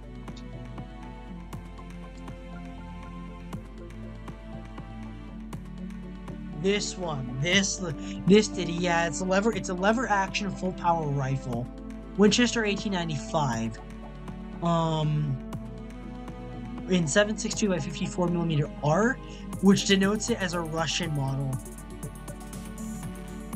Yeah, the Russian model looks almost exactly like the US military version, with the exception of a loading bridge, so stripper clips could be used to load the magazine. US military version. This is a Russian contract version, so this would be Lumi.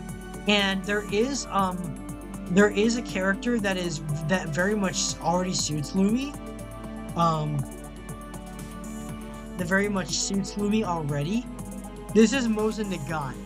I could just as easily pull like a Remington-made Mosin Nagant, because fun fact, these were made in the US during World War I, because Russia didn't have the capability to produce them themselves.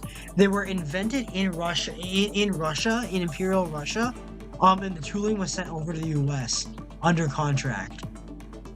But yeah, this would be Mosin Nagant.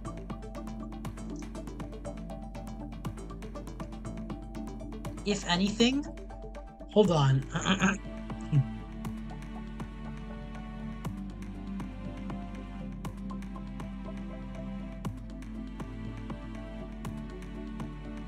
Where is that?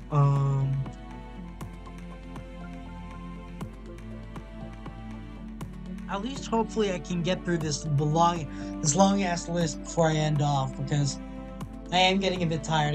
I am sorry. I am getting a bit tired. I just like that just suddenly happened to me. But yeah, going back to that, where's that? Hold on, nope, not her. This one, Kaneko Lumi, she has an entire gallery for her. Space Pirate, Bloomy. Oh my gosh, Bloomy would be perfect for 1895 Lumi.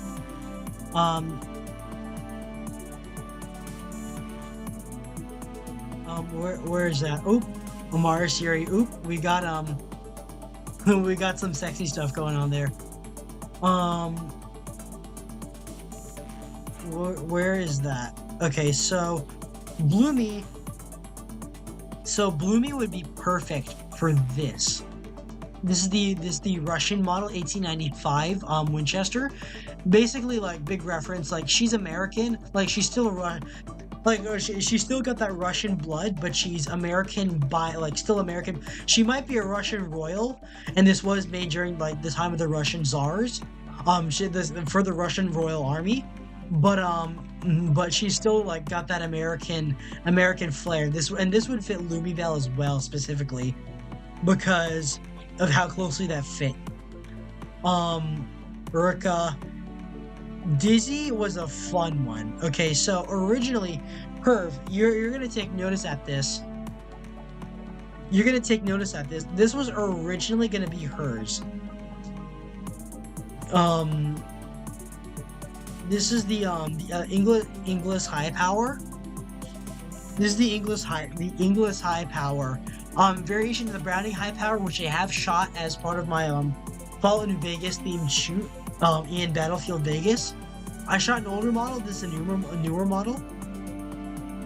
But this model specifically, this model specifically is made in Canada. This was originally made in Canada for China. Let me go find it.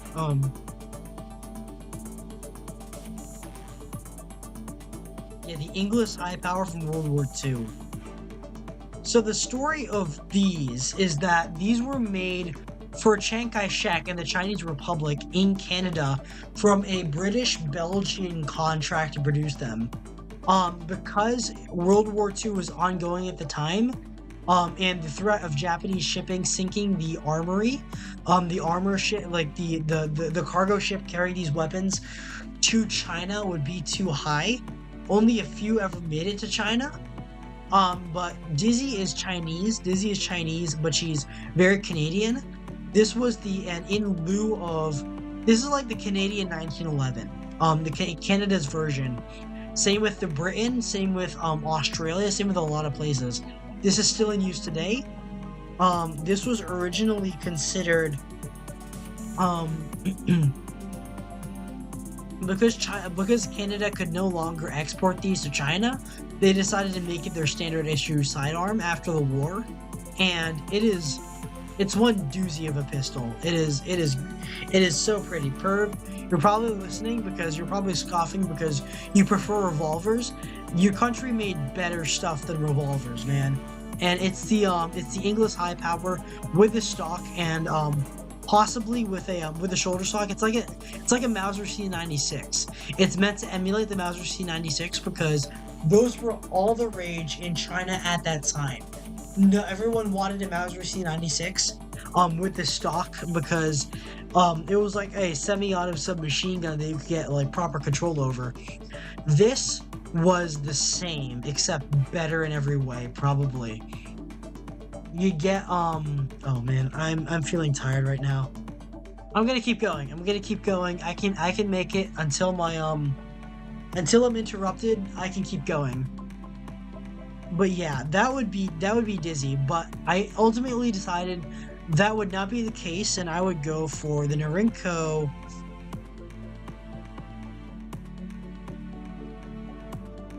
This is the Norinco Type 51.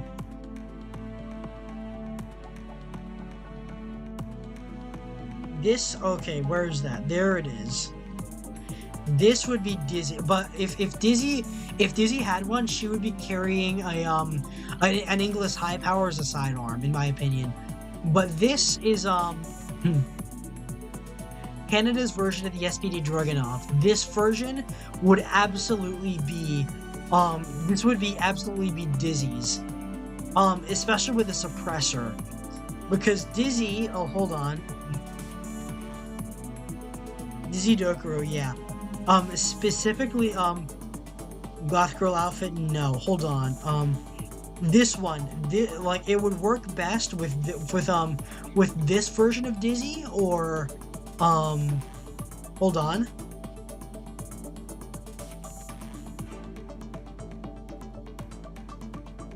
Black Nurse Dizzy. Actually, you know what's something funny about Black Nurse Dizzy that I'm gonna point out? Is that she okay, haunted nurse, yeah, there we go. Haunted nurse Dizzy Dokuro. This version, this looks familiar, doesn't it? G3 AK-15.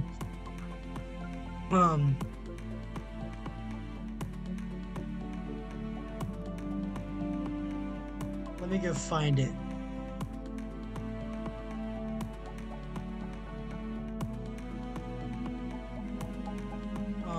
404 found because one of them is named Team 404. Where is that? That's not what I'm looking for. Oh, 3-star T-Dolls, where is that?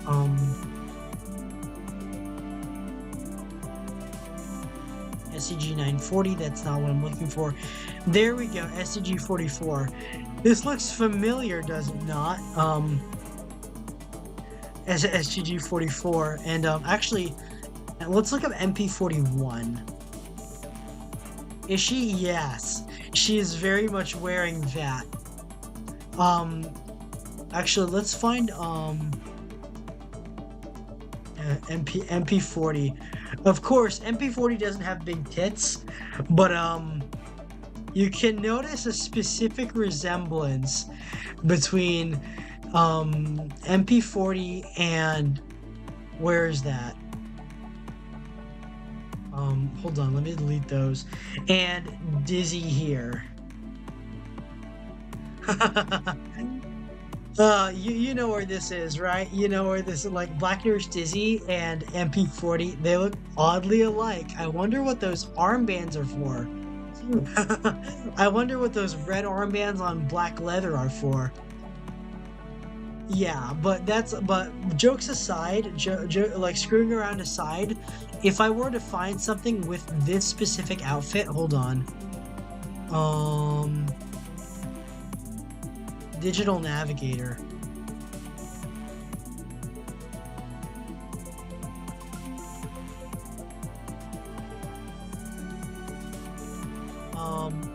Where is that? There we go. Hold on. There we go. This one. This one would best fit the Noriko Type 81. Not only is she like in a Chinese style dress. Let me get you a look at the other Chinese rifles here. This one, hold on, I gotta piss.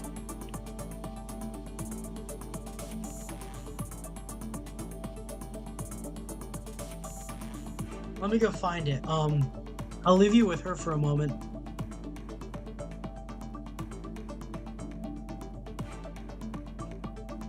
Yeah, you can see the resemblance there.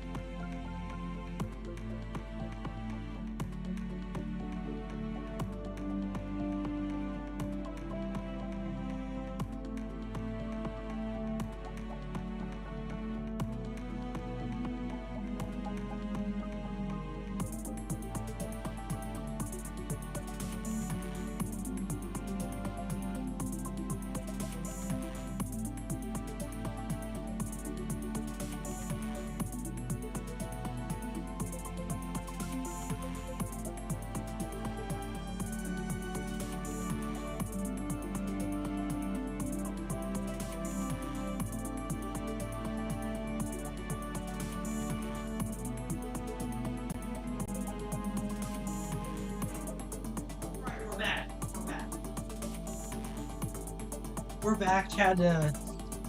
Anyways, we're back. This is Diane. I'm gonna tell you a story about Diane because both like the gun and the character, but the character itself, like the gun itself is the prior standard issue assault rifle of the Chinese Army, of the People's Liberation Army specifically, which is the Chinese military. This is the standard issue rifle for them. This one, this character is, hold on, oh, am I allowed to, hold on, am I allowed to show that on stream? Very lewd character, very, very lewd character, hold on. It's close, I may not be able to show that, but you know. Don't worry, those are ribbons, those are not nipples. This is a PG-13 game, believe it or not. But this character is the subject of like a year of controversy in the original Chinese section, in the Chinese release of Girls Frontline 2. Her name is Diane. She still looks the same. She still kind of looks like Dizzy. She is a... Okay, where do I start? So in between the events of Girls Frontline 1 and Girls Frontline 2, Diane has adopted a new name. She has dropped Type 95 because she didn't want to be called by the name of her gun. She met a terrorist, a literal terrorist named Raymond, and then entered in a relationship with him. And it's assumed, I think, later on that she was willing to break off her relationship to return to the commander, to return to the protagonist from the first one and the second one. It's the same character, and this is the same character as well. But the Chinese did not take lightly to the fact that she had a boyfriend at all in the past. She considered her like a traitor to China because she's representing the standard rifle of the People's Liberation Army. They threw a fit. They did not have a good time. Eventually, I think it was it. Hold on. Griffin and Kroger. Mika team was forced to remove Raymond from the entire story because like Chinese players got mad that like they considered it NTR. So they would not be allowed, they wouldn't let him in. They made this character a lesbian, not a joke. They made this character a lesbian in order to pass off with that, but there was still some reference to Raymond, so they removed all romantic relationships that she had entirely and made her only date the commander. And ever since then, the Chinese community has been convinced that they're leaving hints in the dormitory where all the T-dolls sleep, in the dormitory scenes in GFL 2. They have been they have been leaving secret, taunting, mocking clues that they shouldn't have gotten rid of Raymond, and that they're gonna torture them or something. I don't know, not torture, but constantly bother them with hidden references that they are looking for.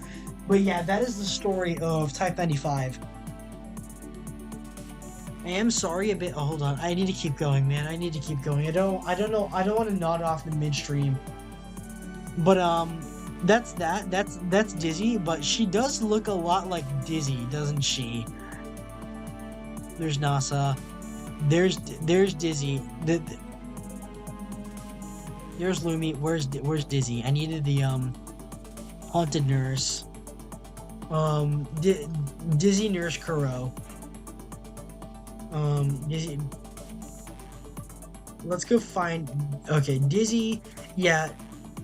Digital Navigator Dizzy is very much this specific rifle, because it's consistent with the game. This is the Type 81 Norinco. It looks like the AK, but it is not. It is an evolution of the SKS made in China. To my recollection, this takes AKM mags. So, AKM mags is a short stroke piston, like the SKS, like the M1 carbine, like the M14, and like the FN FAL. It looks like the AK, but is not related to the AK at all. And why did I choose the sniper version? Well, Dizzy. Oh man, Dizzy is a bit of a peeping Tom. What is the female word for peeping Tom? She's a voyeur. She wants to see it happen, and making it a sniper rifle is the only natural choice. Oh, very like. But the funny thing is, when the Type 81 of the Norinco, Dizzy is Chinese. We all know that Dizzy is Chinese. Dizzy, and she's also very, very insufferably Canadian. I love her though. She keeps it real. But this is considered the Canadian Dragunov because you cannot get an SPD Dragunov in Canada, but you can get this. The Norinco Type 81, for some reason, is Canada legal. It is banned in America because George Bush banned the sale of all Chinese weapons.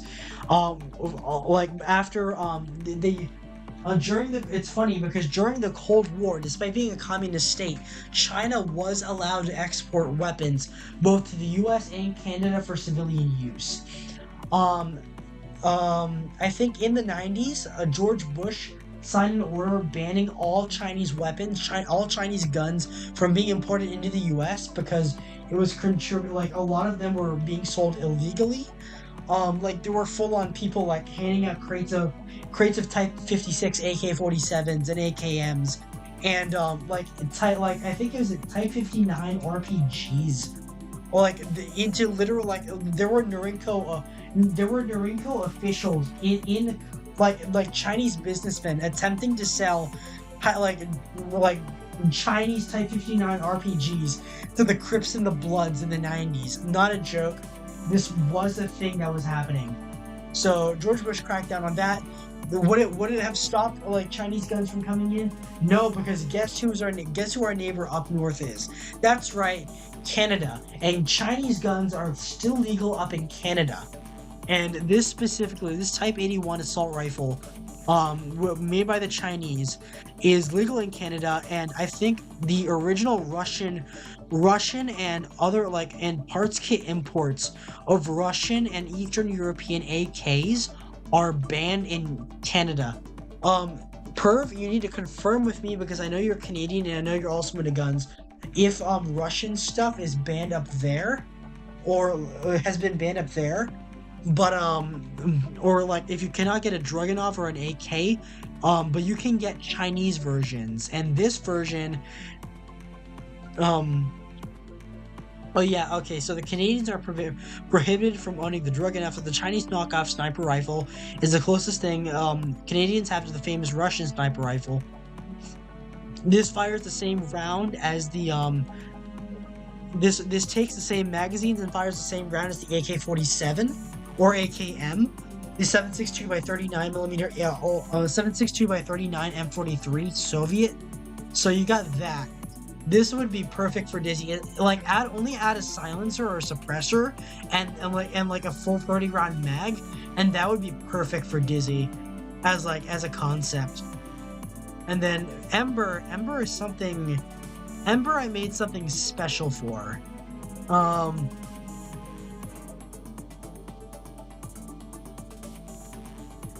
It is this. Hold on. Colt Monitor.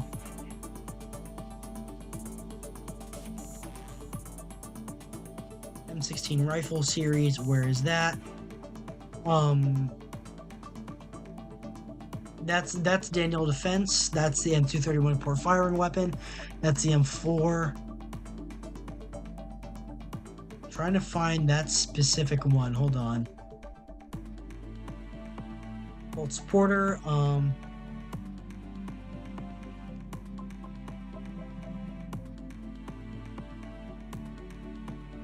There we go. The Colt Canada C7. C7A1 LSW. I think the Canadian Army uses this.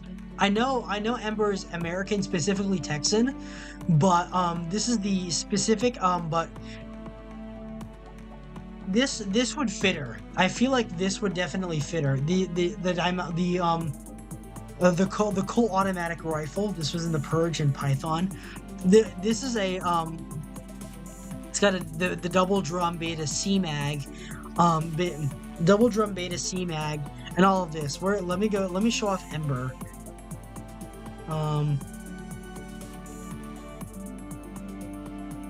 Dizzy, where's that? Ember, I'm on it. Hold on.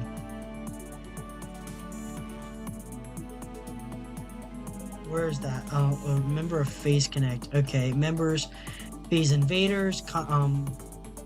This is what Ember. This is what Ember looks like. Very much. I'm gonna be using her default outfit for now. Because it is a very it's one of the sexiest in Phase. Not gonna lie, genuinely one of the best looking in Phase. Like punky, like it's punky, it's sexy, it's got that tomboy like biker energy. It's nice. But for that specifically, I think this version or an updated version, because I know Ember owns an AR-15 in real life. Oh, why not get that? She hasn't told us which model, and she's supposed to be this she's supposed to be a fire starter. She's supposed to be like this big old rabble rouser that everyone looks to and stares at. And this, and one of like either of these. Hold on, I could find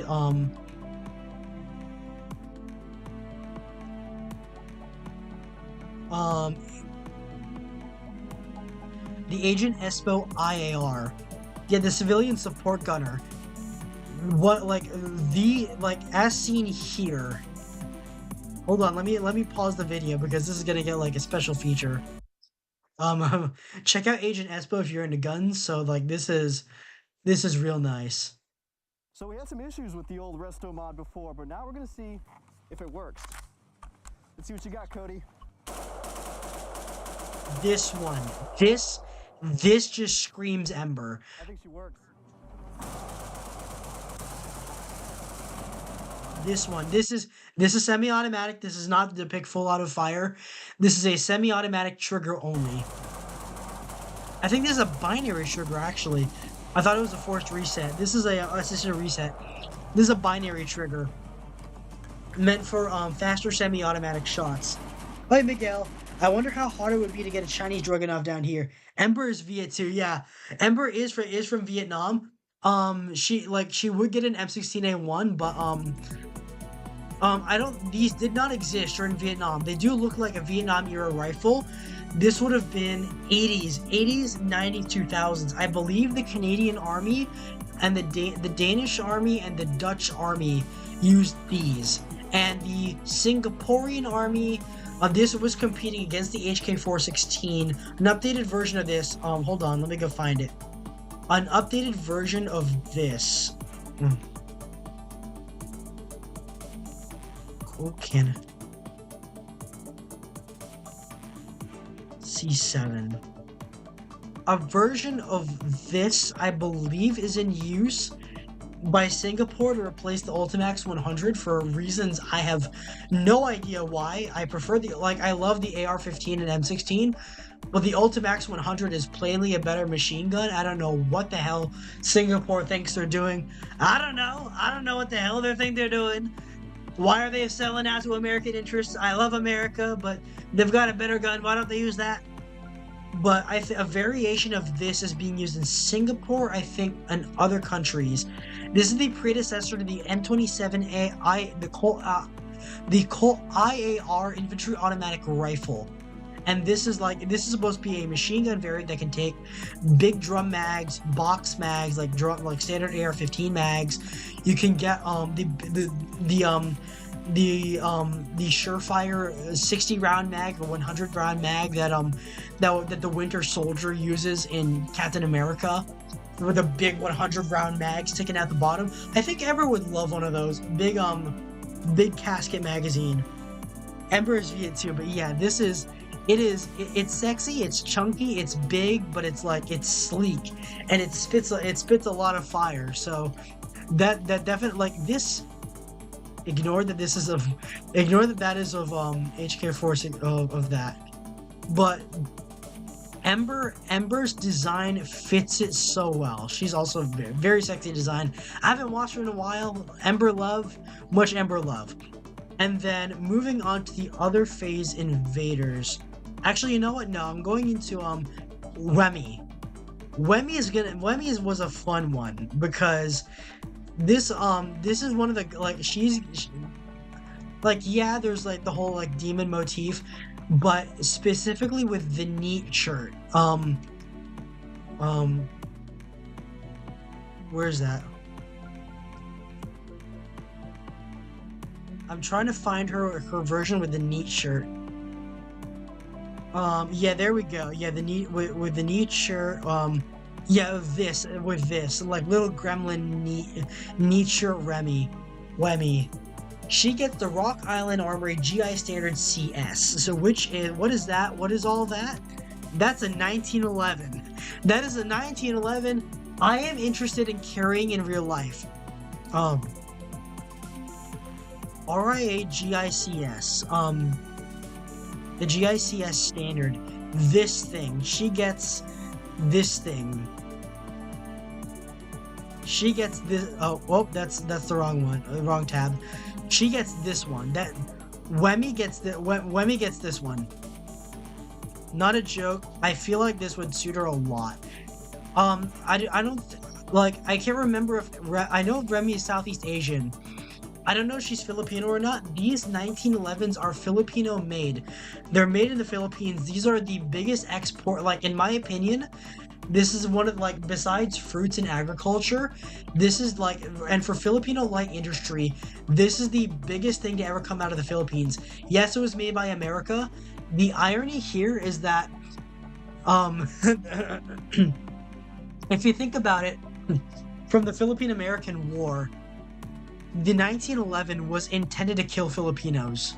Not a joke. And then it becomes, during World War, like, the US, the Americans conquer the Philippines, we become American for a short while, World War II and World War I and World War II happens, and the 1911 gets real damn popular over there. Where is that? This isn't an exact copy, but it looked like this.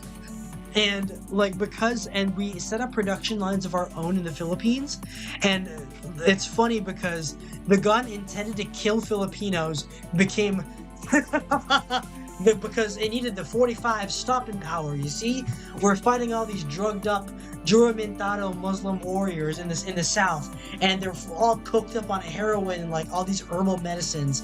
Someone would shoot them in the chest and keep going and hack you to death, or like hit you with a spear. Excuse me, my throat's a little scratchy. But and so they decided, well, like our 38 long Colt is not working. What we need is one of these with more powder. They went back to the Colt Single Action Army, the cowboy gun. If you know Revolver Ocelot, let me go find the T-doll for her. Actually, no, we're not moving on from wife. We're not moving on from Springfield either. AK-15, Type 95, Dion, Mosin gun, handgun, Colt revolver. This is the Single Action Army. This is what they switched back to. If you know Metal Gear and Revolver Ocelot, yes, the character is a lolly, but they went back to these. They went back to these guns. 45 long Colt. They're more primitive. They're slower to load. They're slower to load. They're slower to fire. But like this was the cowboy gun. The U.S. military went back to that, and then they got a replacement, which will later seen in this list. And then they got these. They got the 1911. Of course, everyone knows what a 1911 is. Philippines started producing them, and then because they were hard to kill, because the 45 ACP was developed so they could properly kill a Filipino. And then what do you know? The 1911 and the 45 ACP becomes the Philippines' favorite handgun cartridge of all time, because they were so effective against us. We decided to use it on each other, and if they're so effective on each other, we might as well use it to kill other people. And the 1911A1, I love the 1911, man. It's such a pretty gun, man. There's a reason why my character carries one next to his Beretta. There's a reason why Felix, the character, I have one on my hip. It is such a pretty gun. And this is the compact version. Remy is a small person. It's a very, very small person. So I think having the compact version would be suitable for her, as long as she underloads, like she gets like a reduced loading or for the 45 ACP. Let me go find back in July she did this. Pippa's doing a Schedule 1 collab. I might raid into this. Oh, 925. So that's later.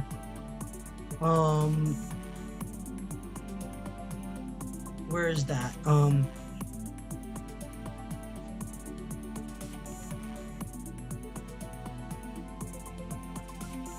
Remelia nephews. Let's go. Like, let me go find her. This was a good one. This was a very good stream. I was gonna give her Remington 870, but we already have one of those. That being said, okay. Oh, she's drawing a shotgun. That's really cool, though. That's really nice, though. That's an Ithaka 37. I think that's an Ithaka 37 she's drawing. Luger, no, she gets to draw the where is she drawing? Like, that's a Remington 870. It's so cute that like a non-American got so into guns by being American. Where is that?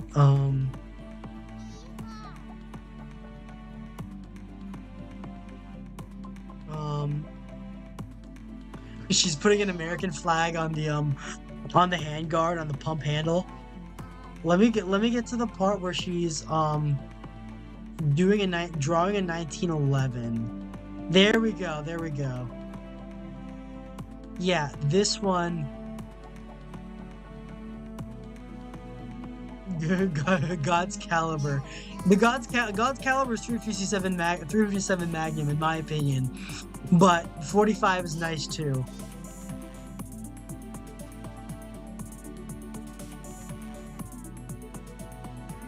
But yeah, you get one of these. These in my opinion, like, yeah. Let me see the finished product.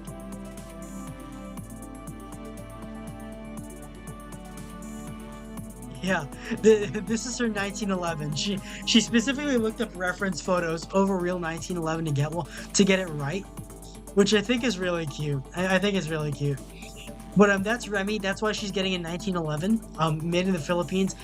Like, besides I'm proud of these being made in the Philippines. Like, ethnic pride and everything. And like, I also love the U.S. and love guns. So on all that.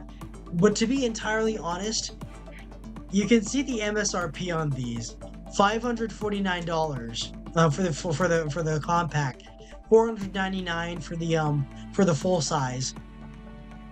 These are not intended to be high quality 1911s.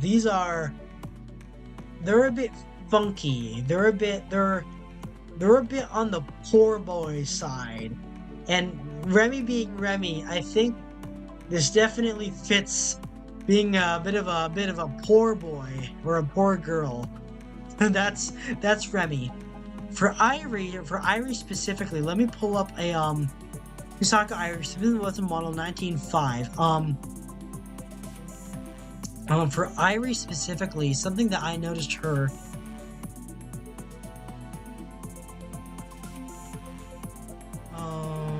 Phase. Homeless dude stole my cable. Smith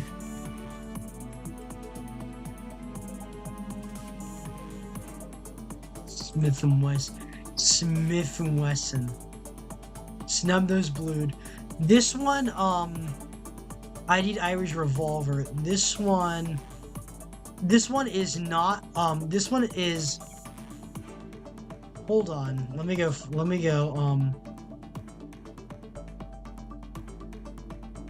This one is Irish revolver. This one is one that she was showing off all the time. I know it's a Smith and Wesson by the shape of the cylinder latch and the front barrel and the barrel in the front. This I did want to give her, in honor of her being, she's got the biggest some of the biggest artillery in phase. Oh man, I could bury my face in that for hours. She's got some of the biggest artillery in phase. At least decided to upward her 357 Magnum. So she gets the Smith & Wesson model 1905.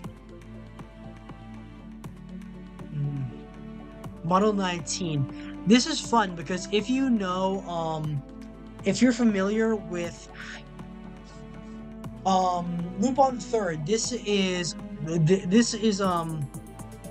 what's his name? This is Jigen's weapon of choice. This is the 357 Magnum. This is a more compact version of the Model 27, and it's a more compact version of what Sakana is. I've depicted Sakana carrying. This is a very nice revolver. I'm a Colt guy. I would prefer a Colt. I would always love to prefer a Colt Python, but I gotta admit, this is a very pretty gun. This is the most revolver to ever revolver. This, when it comes to double actions, this is the definitive revolver. And this is the one I gave to Irie. This is the one of the U.S. Diplomatic Security Service. This is in use by the Fed boys use this one. Yeah, it's a revolver. Short barrel snub nose revolver. You got you still got a front sight and it's all blued. So, and I think it's close enough to what I showed Irie using. That comes later. That comes later. It's close enough to what I showed Irie using, like her trying to be a spy and her that's being technically a spy revolver. That would fit. That would fit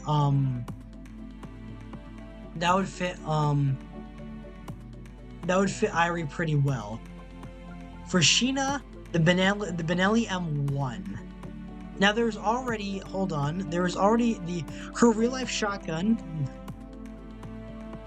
Her real life shotgun. Let me go find it. It's already in Girls Frontline.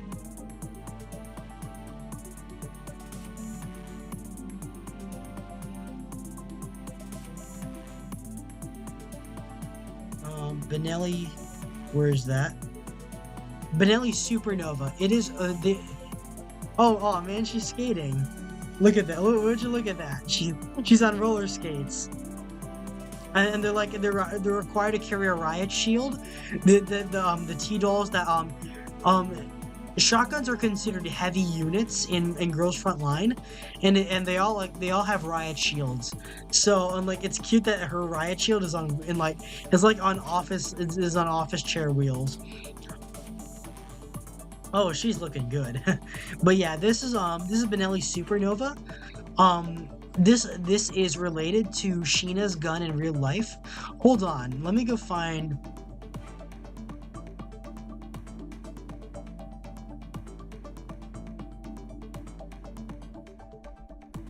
I'm still hungry, man. I ate a while. I ate a while ago, and I'm still hungry. What is that?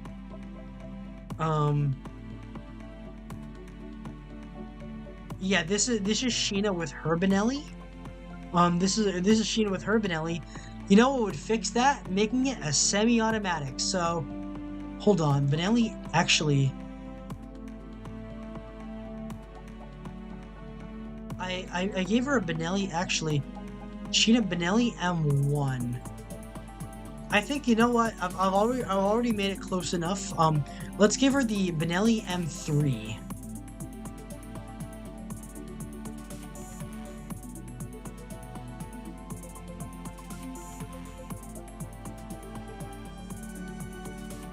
There we go. This is the Benelli M3.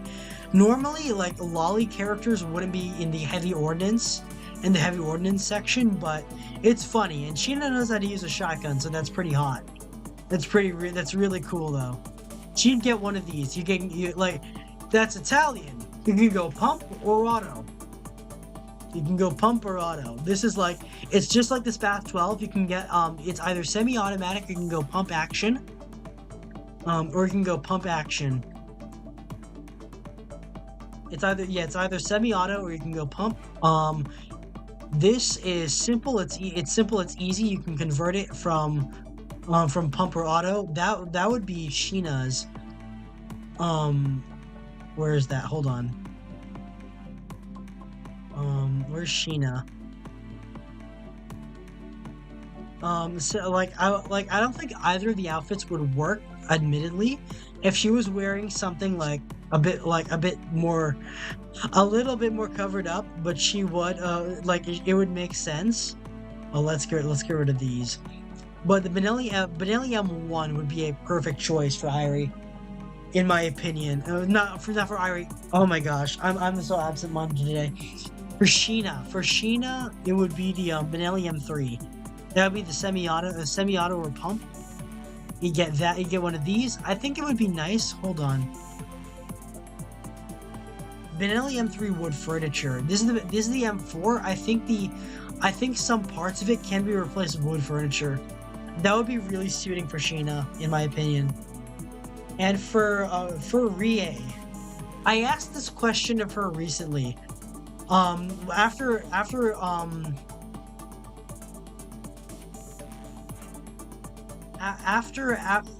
I saw Pippa playing Girls Frontline,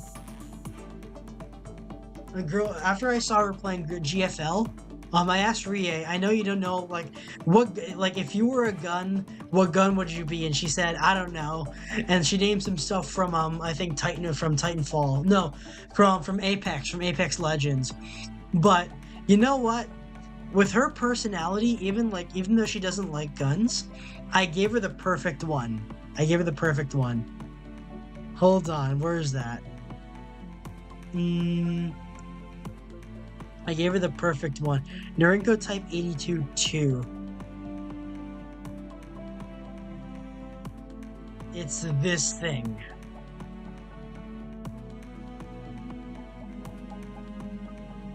Yep, it's a knife. It's a knife. This is hold on. I'll leave you with that and Rie looking ominously at you. I gotta go again.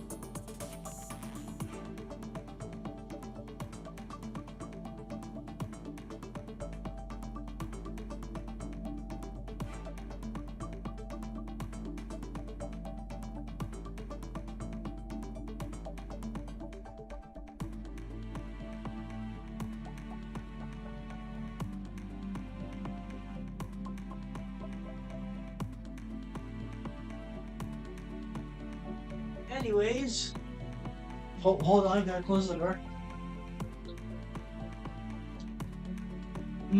Okay, so going back to Rie specifically. Yeah, you'd be getting one of these. This is the Type 82-2. I didn't even know it had an IMFDB page.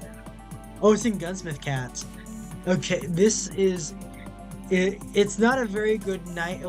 I don't mean to insult Rie, because Rie is great. Even if we don't align on all things, she's great. She's great to have as an Oshi. But as a knife, I just realized this isn't very good as a knife. This doesn't have a tang. Normally blades need to have like an extension all the way down into the knife. Or if it's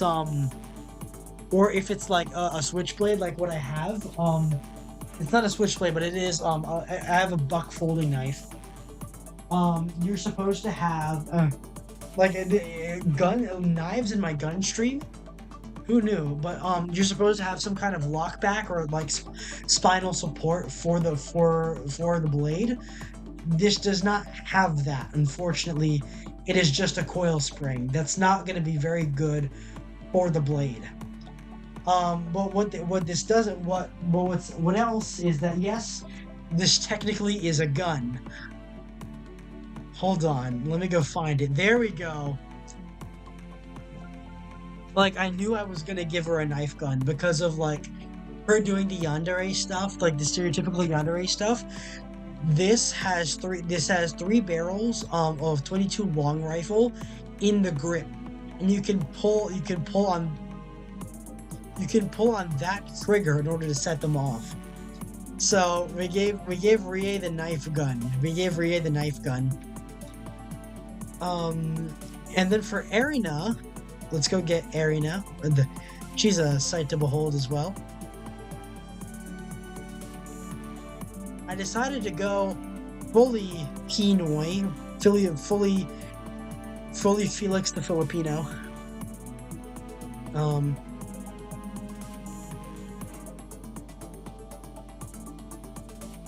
There we go. She's gonna get one of these.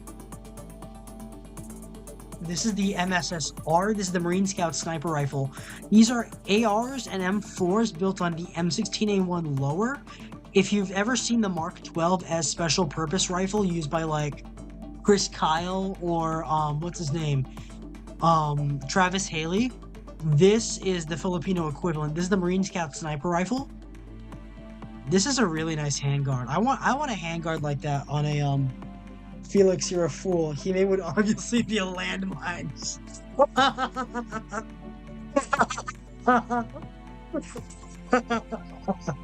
No, but it's a knife. It's a knife gun.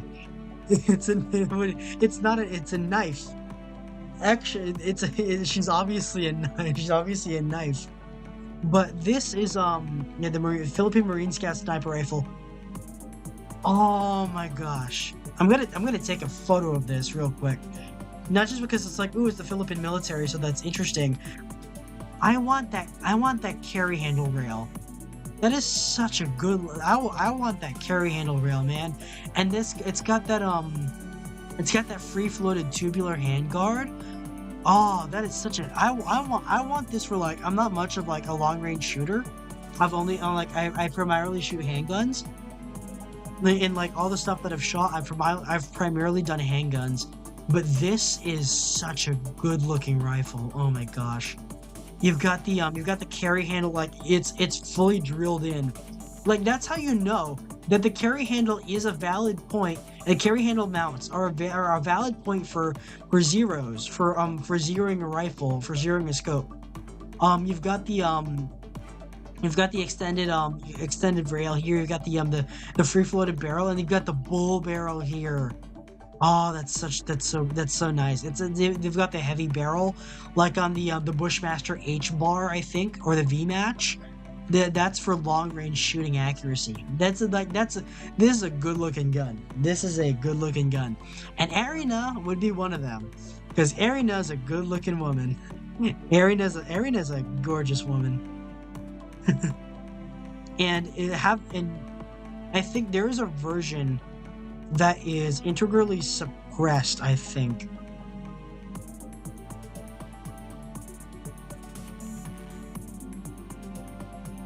There is a version that is integrally suppressed, I think. Hold on.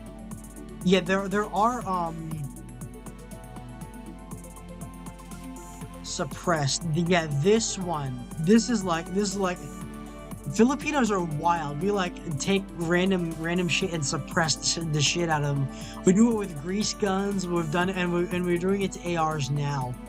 But like the suppressor is the entire length of the barrel. I think like, hold on. Yeah, it's real. The suppressor is the entire length of the barrel. Philippine MSSR, but I think Arena, out of a compliment to her looks. Out of a compliment to her looks and like her style, she would be one of these, but with hold on. She would be one of those.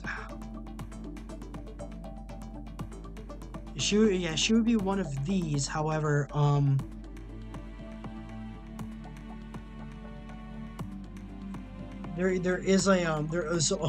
on, I'm sorry, I haven't shot the integrally suppressed one. This one. That is a fat suppressor. It's insane. But yeah, the Philippine MSSR. Getting one of these. Getting your hands on one of these would be a dream, or cloning one. Not just because I'm Filipino myself, it's just a damn good looking rifle. Hold on. Let me see if I can find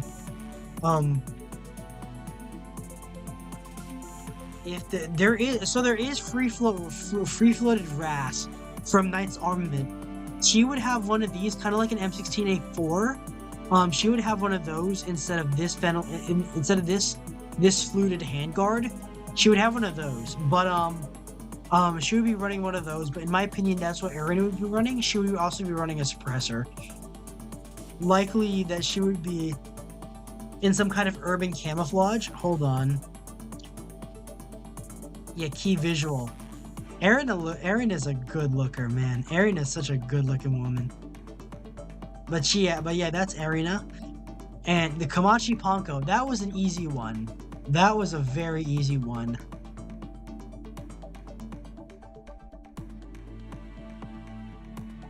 Beretta M1930. Actually, no, the Beretta M1935. That's the right one. M1935. The model 1935 is the same model in 45 in 380 ACP. Very to fitting her because she's Italian. Of course, she'd love Beretta. It is the choice. It is the choice for any and honestly, this works while the schoolgirl outfit kind of works. It best works with the where is that Punk Father. Oh, let me go find Kamachi Ponko.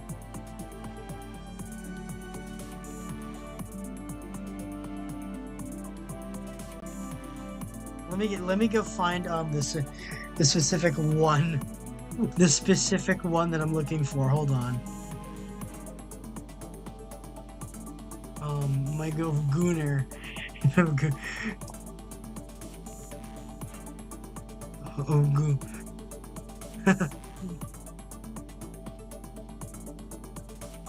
Yeah, with this and the with the hat and everything,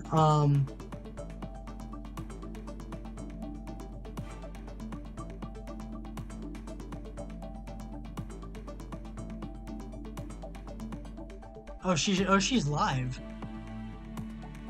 Oh yeah, she got a Love and sponsor recently. Where's that?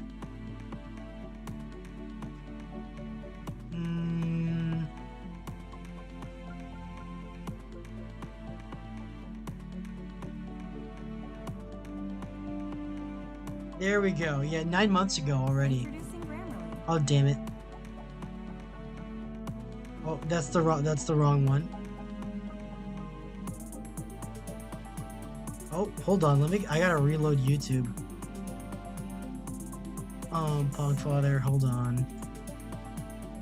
Let me yeah, this one. This one with a full body in the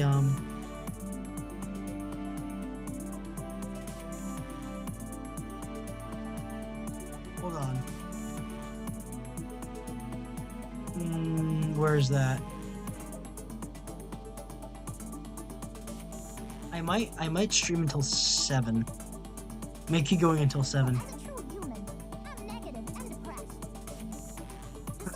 I'm trying to get the look for the whole thing. Yeah, with the hat specifically, that would fit it. That would fit it. I see Wemmy. Yeah. This would be Ponko. This would be Ponko. Fun fact, this was mistakenly selected as Sean Connery's piece in Dr. No. It's a different Beretta that Bond carried, but this one specifically would have been. This one specifically was the wrong choice. But I think Fleming might have at least known these existed. But the M1934, yeah, this kind of model would have fit great with the hat and everything. With the hat and the trench coat and everything, maybe with a suppressor, I'm not sure. Actually, M1934 stainless, this actually works really well as well. And the M1934 stainless, that would be that would work really well for her style. And then so that's Ponko. This one was one of my favorite to do. This is Rooney's version is this.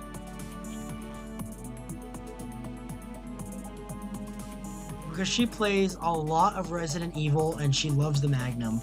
Hold on, let me show off Rooney. Admittedly, her design isn't very. It's not It's not to this style, but I can find something else that is. Hold on.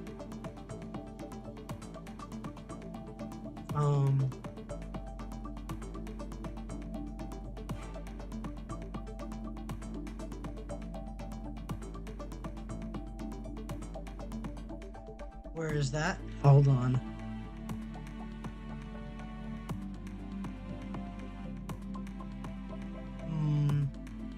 Rennie Ruse, where's that? I'm trying to find a Resident Evil. Is it no this one has her as Ada. It's this thumbnail that I'm looking for. No, it's her as Claire. I think it's her as Claire.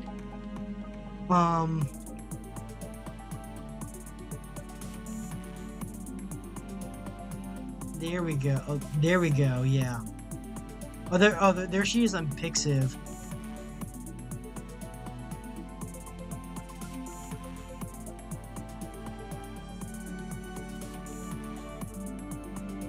Hold on.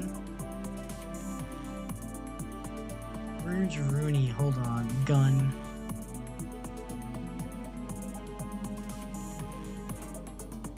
I'm trying to find it specifically. I'm like searching on Pixiv. Oh, so that one was from Scab.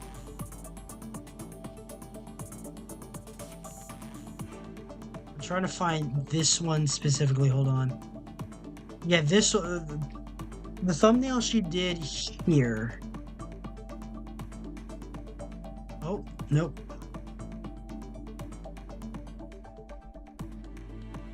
This one as I think Claire, because she does like or alternatively this thumbnail that would show it off, like this shows it off better. Yeah, this is not a Ruger Redhawk. This is a Colt. That is a Colt Anaconda. That is also in 44 Magnum. Like, well, yeah, I like that with the Stars uniform. This, like that plus the Stars uniform, this goes to the Ruger Redhawk, also in 44. Why do I pick that instead of the Colt Anaconda? Well, one,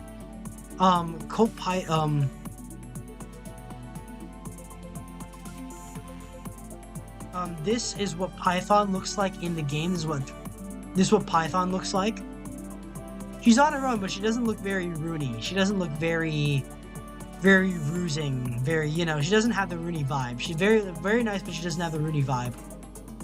Something that I noticed, that there aren't any Ruger revolvers in GFL.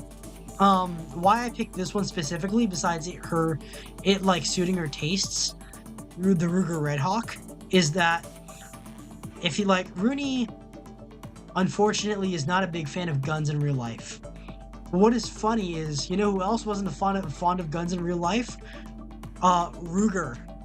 These guys, the guys that make them. William Ruger was not a big fan of guns outside of hunting and sporting purpose. Like, he was a FUD. Ruger now is like an ultra modern company designed for like, it used to have a brand identity, but it doesn't as much anymore.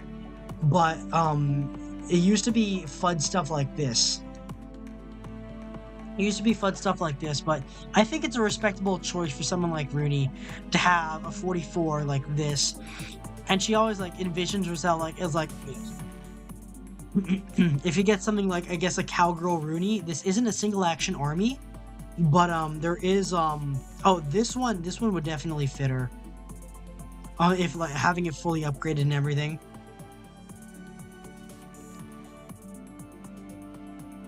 You have the Black Hawk. If she does want to go like cowboy, she has one of these. This was in Resident Evil as well. This is not a single action army. This is slightly different. This is in the style of a single action army, but it is different internally. But the Red Hawk, I think, would be hers. Like Red Hawk, Red Field, it kind of meshes together with Rooney. Another one that I'm really proud of, Hikanari Hina, Winnie Wolverine. I don't think Hina's into guns either, but when you have this, Whitney Wolverine, when you have one of these, you cannot deny. This is like, if I was in Star Wars, I would want one of these to be my blaster. Resident Evil 2. Okay, hold on. Rooney. Hina. With Hina specifically, you get Hina, and you get how you get an eye full of this and say that this isn't hers. This is hers. This is hers. This is the Whitney Wolverine. She's not a Wolverine. She's a bird, but the design is there, man. You look at those swooping lines and those curves.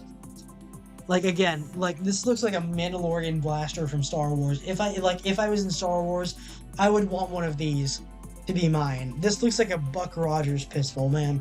Or something from Flash Gordon. When I named this a 22 long rifle, semi-automatic, you can name the Wolverine. These are still being made today, I think. Under a different company.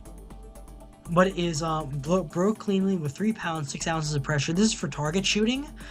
Also for flexing, because look at that. Look at that, man. And look at Hina. And tell me those two aren't meant for each other. It is just 22 long rifle. It's not very powerful, but it's the design that just like it's artistic. It's very artistic. Looking at both. They have the same color scheme and everything. This like if Hina was a T-doll, should absolutely be a Whitney Wolverine. Yeah, should be one of these. For Muyu I actually have an answer to.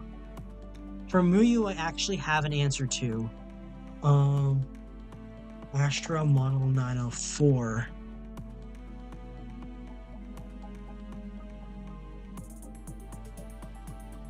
There we go. This is the Astra Model 904. After that, let's get your last eyefuls of Hina and the Whitney Wolverine. Well, it's so good looking. It's so good looking. Let's find, where's Muyu? There's Muyu, and then this is what I gave her. So we know Muyu is Filipino. But that being said, we do know what her favorite is, and it is the Mauser C96. She thinks it's the best, it's the sexiest, it's the curve, it's the nicest looking, and I think she has a point. It's not my favorite, but it's a good favorite to have. The Astra, this is a copy of the this is a Spanish-made copy of the C96. It's got more rounded. It is a bit more refined, even if it is at a lower build quality. This fits her pretty well. And what I wanted to specifically point out is this one, the Model F, the Astra Model 904 in 763 Tokarev, not Tokarev, 762 Tokarev and 763 Mauser are interchangeable, but the Tokarev is more powerful. That being said, this version, this is the business, all right? I do think like there are let me pull up Mauser C96. Hold on, I just wanted to yeah, it's good for Halloween. That's a good looking python. Where is that?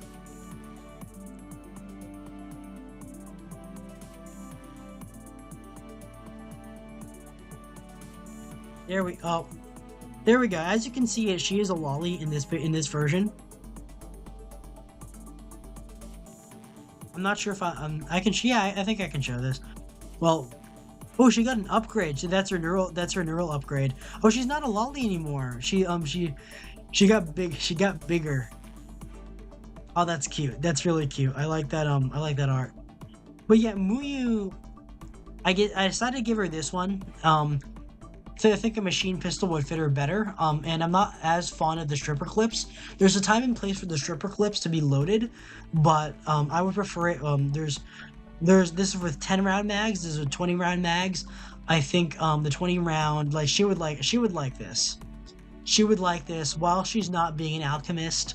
She would absolutely enjoy, or like a hacker in Cyberpunk. She would enjoy one of these. She would enjoy one of these. I know I watched her play Ready or Not, and I know she is into guns a little bit. So, which is nice, which is really cool. This is the funny one. This is the funny one. This is where I get even more controversial, more than just talking about guns.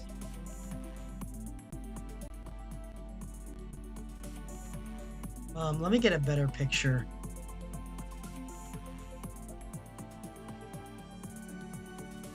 This is the Browning Auto 5. This is the world's first successful semi-automatic shotgun. It's very pretty. I once had a dream involving these. They're pretty. They are pretty guns. They are very beautiful. This is also made by John Browning. But the reason why I picked, of all people,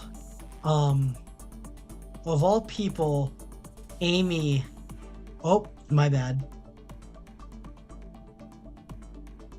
I picked, of all people, Amy to be the one to do this. Yo, what's up? Hey, Zoe Crafter. I see Wemmy. Hey, the rag. Sorry for not checking chat, but the reason why I picked Amy for this choice is that, well, you know, I'm assuming y'all know who Kurt Cobain is, and yeah, this is the one. This is the thing. I'm assuming y'all have heard of Kurt Cobain.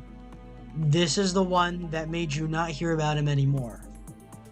That's and if you're familiar with Amy's line of joking, hold on, I have a lot of these tabs.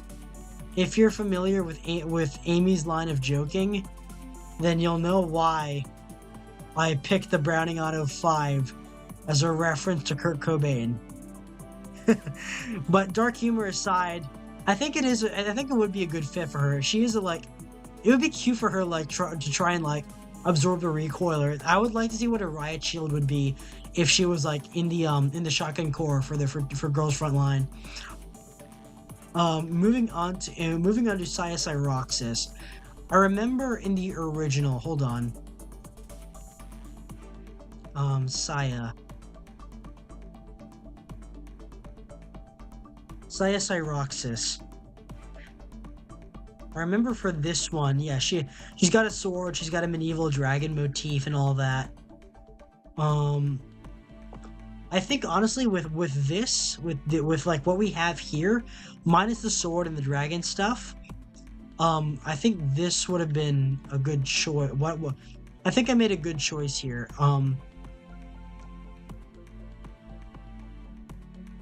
Because, and this is to tie her to Muyu, because I know they were good friends in both behind the scenes and on screen. This is the Ingram Model 6. Does it look like a knockoff Tommy gun? Yes, it is, because that's what it was intended to do. Fun fact, this was also made by the guy who invented the Mac-10. So you kind of get two stuff by Gordon Ingram in here. This is the Ingram Model 6. Hold on, I need to get a better photo. This is the Ingram Model 6. And yeah, with that, I think that's a good pairing. I think that's a good pairing because I gave Amy I gave Muyu the Astra Model 904 because she's the Astra Model 904 was a copy of the C96, just as this is a divergence, sort of like a copy of the M1A1. And I think because she's kind of tomboyish, she looks pretty tomboyish, she's sparky, that she likes working with her hands, and I think that would fit her pretty well. I originally was gonna give her a Spitfire carbine, for the dragon motif, but the Spitfire does not look good.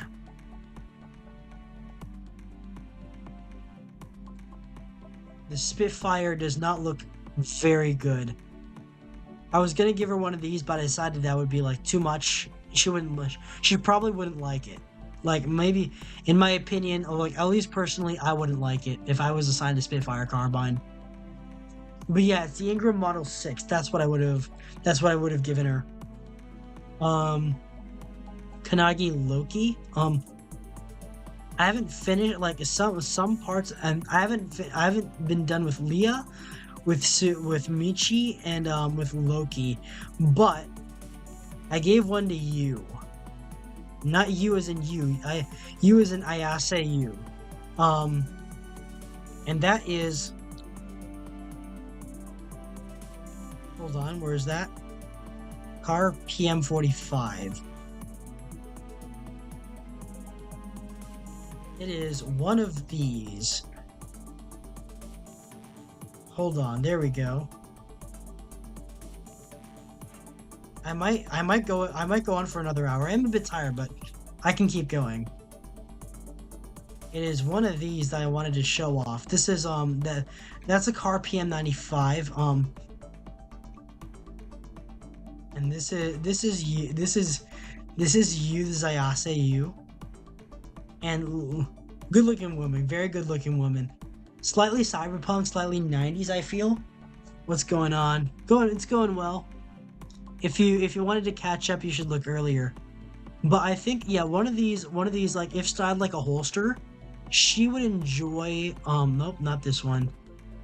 She would enjoy this. This is the car PM45. Because she knows Rush Hour, and she knows like the joke from Rush Hour 3, and she's supposed to be a detective. This one would have rocked. This one would have rocked. This is in 45 ACP. This is not related to Glock. This is double action only, as you can see. This is the car PM45. Car is made by the car group is owned by the Moonies, who are this like religious group based out of Korea. Yes, there is a religious group that owns a gun factory. It's also Korean for some reason, but that's Car. And I think honestly, with all that, I'm not gonna go into the controversy surrounding the Moonies or the Unification Church, but they're the guys of all people who made the Car PM45. And I think, and this was used in Rush Hour. Hold on.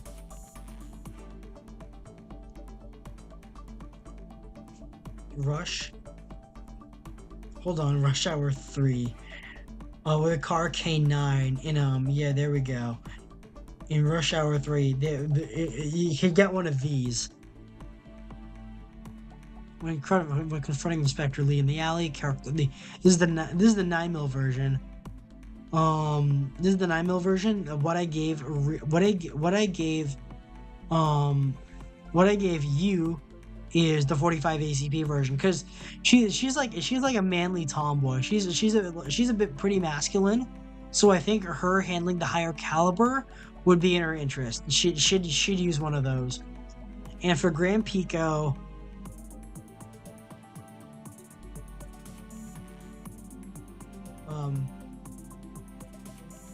hold on. Remington 870 Attack 14 hardwood. This one. Actually, I'm not sure if I should assign that to her, because like I haven't, like, admittedly I'm not. I like Grand Pico, but I'm not. She's not my Oshi. But in the sake of her calling her the flashbang, where is that? There's you. There's Pico. And like, for the sake of calling her the flashbang, would have one of these. That, and like that yes, this is the TF2 shotgun. I think actually this should go to someone else that likes TF2, in my opinion. But I'll leave that on. I'll bring it up because like it shoots a big fireball. She's always on light mode. She's always on light mode, so that's Grand Pico. These I knew from like my heart. These I could like assign them by heart. Cleo? Where is that? Where's Cleo? Well,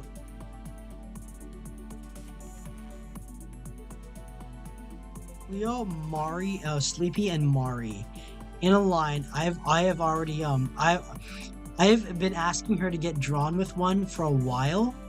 Yeah, this is of course this is one of my Yoshis. This is Cleo. She's very nice, and this is what I wanted to give her. Um.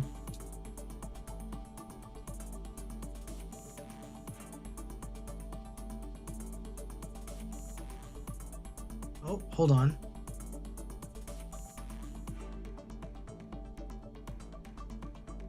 This one. This is the one we're looking at. This is the L1A1 SLR. This is L1A1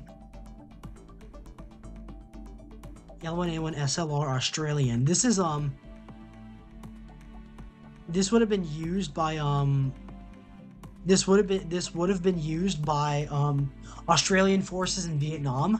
And this was the standard, this was like the last rifle of the British Empire, in my opinion, because a lot of like British Commonwealth states, Canada, the UK, Canada, Australia, New Zealand, India, I think South Africa as well, Israel, and like a lot of other countries. I think is it Kenya as well? Used one of these. This is everyone knows the FN FAL. This is the British variation of it. Actually, I was told she might like one of those, but she's too refined a lady to wield a gun called the bitch. But so I'll give her the standard variation. This is the L1A1 SLR self-loading rifle, 308. It's all weathered. It's all brown, but it's all pretty. And I think she would like one of those. She would like one of those scopes on it. A U.S. soldier firing an L1A1 SLR. Ooh, that's the I think that's the light machine gun variant. Like normally these are semi-auto only. This one is full auto. I can tell by the handguard that's meant to dissipate heat. But yeah, that's so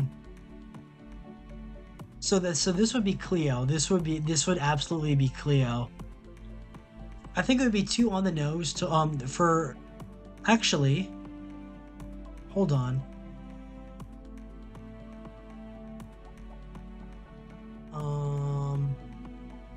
Where is that? No, L1A1 is not here. FAL is, of course, because you can't have a gun game without FAL, without FAL.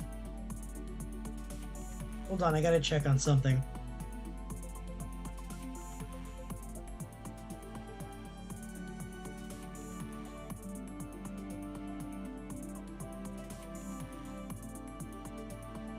This one, yeah, this one is FAL. As you can see, she's running a modernized variant.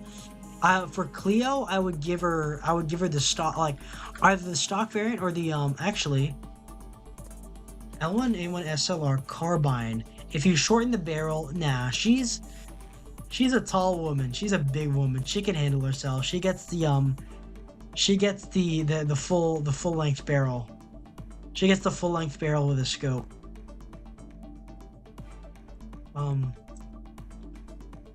A prism sight. Sleepy is using one exclusive to Tarkov.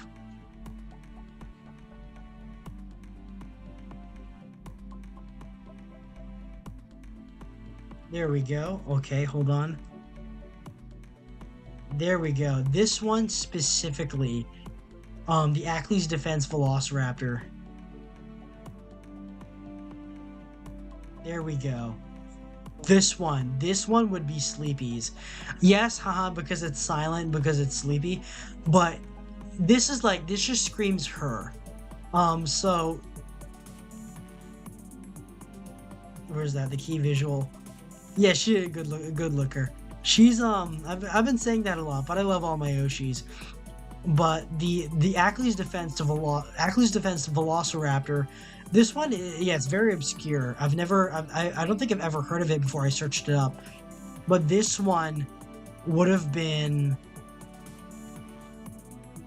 like these. These would have been.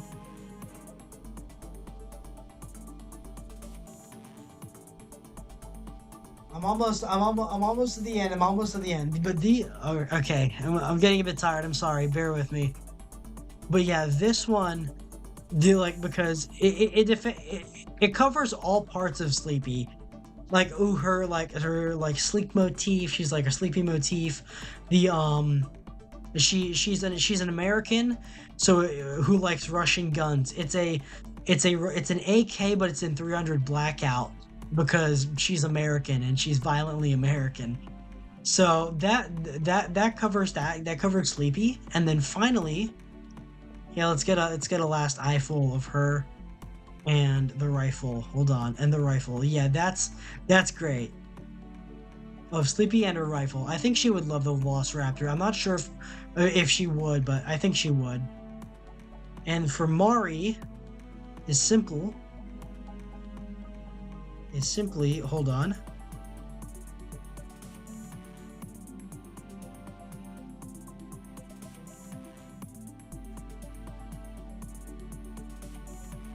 This one is from Mari. This one is from Mari. Hold on. If you recognize, this is Winston's pistol from John Wick 3.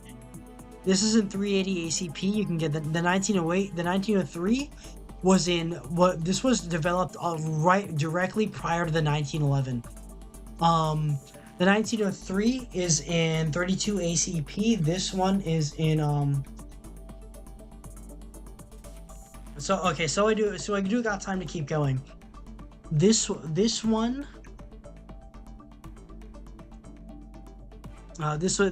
one is in 380. Actually, hold on, that's ivory, isn't it?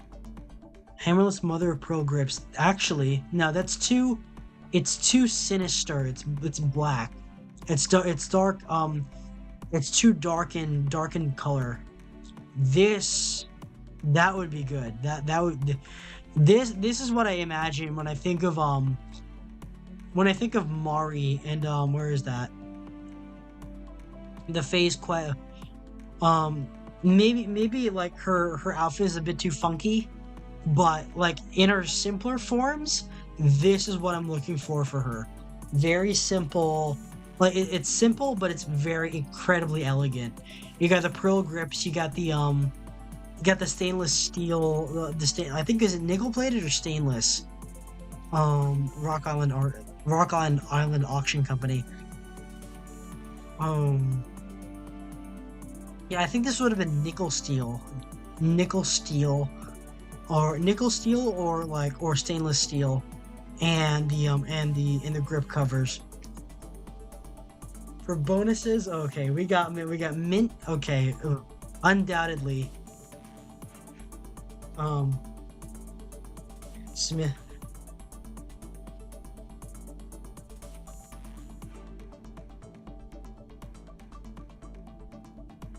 This one is undoubtedly gonna be. Well, y'all know y'all know who this is, of course.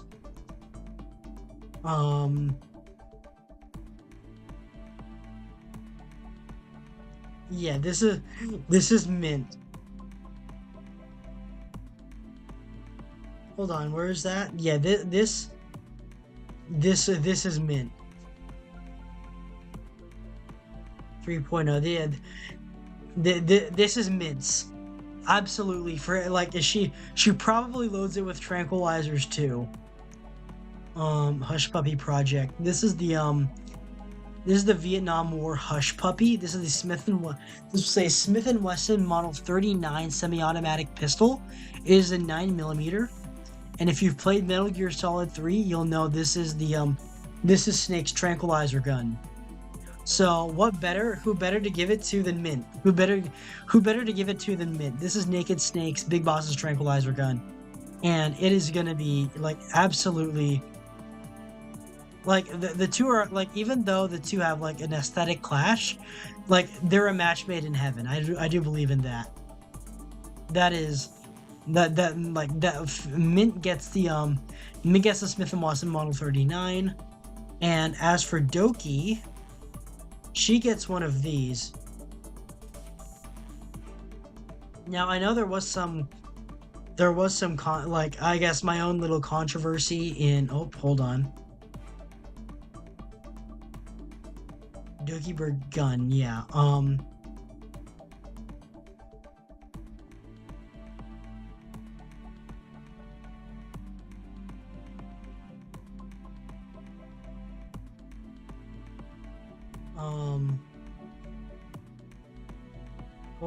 Hold on, give me a second. Everyone's gonna know. Yeah, there we go. Doki Bird with the bounty hunter outfit. One of these, like, and admittedly, this is the closest to This is supposed to be Doki Bird's gun at inner visuals.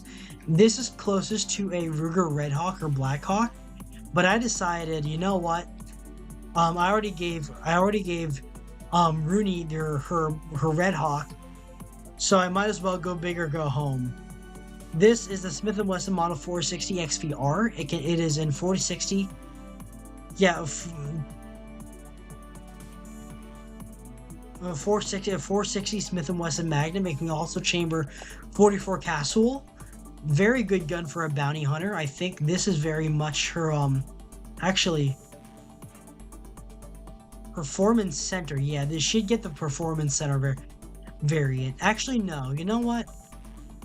She should probably like the big flared muzzle. So this would be the variant. 460 XVR.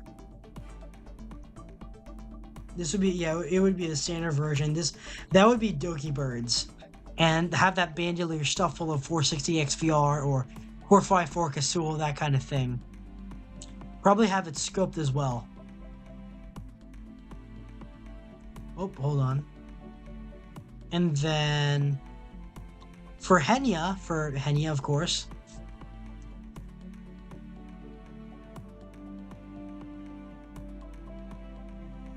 Hold on. Oh, hold on.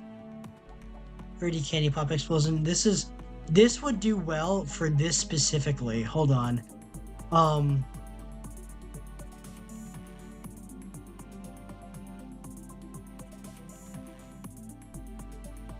For Henya, she would get this if she was a T-doll. Yeah, this one, the Bond Arms Cyclops 4570. It's small, it's light, it's relatively light, fits in a lady's handbag or in her pockets. And this is a favorite of Scott from Kentucky Ballistics. And Henya, it's the most charming thing ever. She really likes Kentucky Ballistics. She does a lot of reactions to him. So I think this one would have been her favorite. It's small, it's ridiculously powerful. Very small, could fit in anyone's hand. And that would be Henya's, in my opinion. And finally, something I wanted to put together is for Vtuber. Where is that? For Vtuber. I did have some proposals for Via Lure, but that's gonna be near the end. But I wanted to give them all like some kind of rustic sort of feel, and for recency purposes, Tomoe is still considered a part of it. But yeah, with Mozu, hold on, Mozu is a really interesting choice. Hopefully I don't get her lewds on main.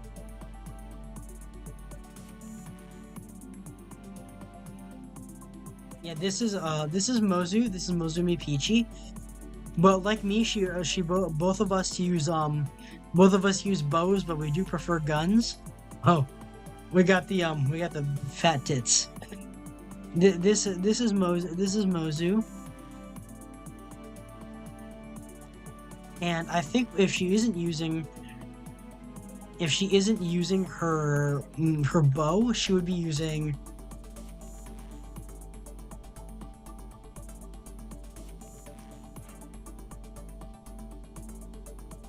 where is that? Craig Jorgensen 1895 carbine, yeah.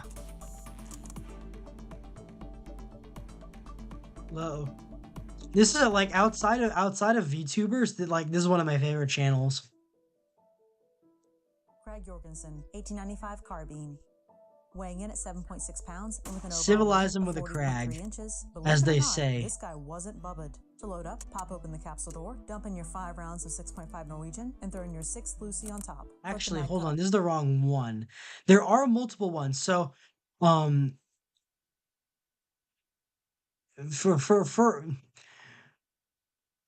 oh, hold on. For reference, this is the where is that?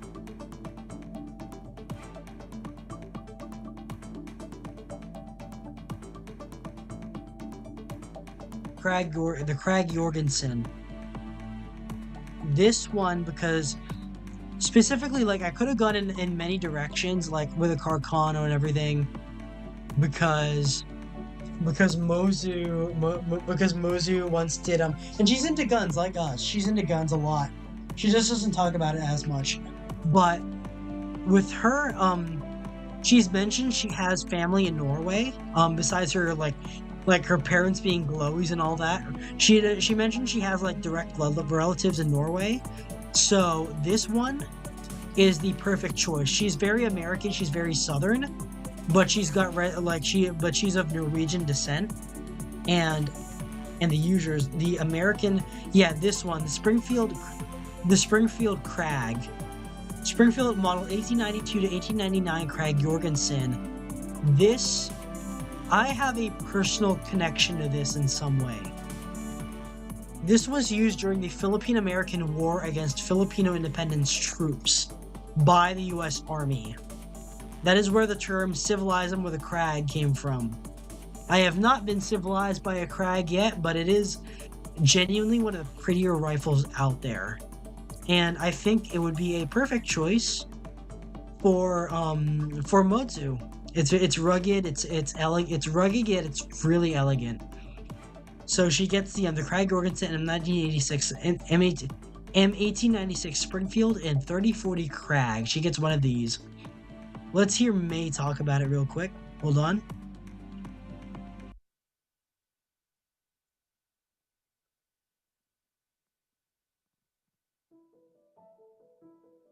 Craig Jorgensen, 1898.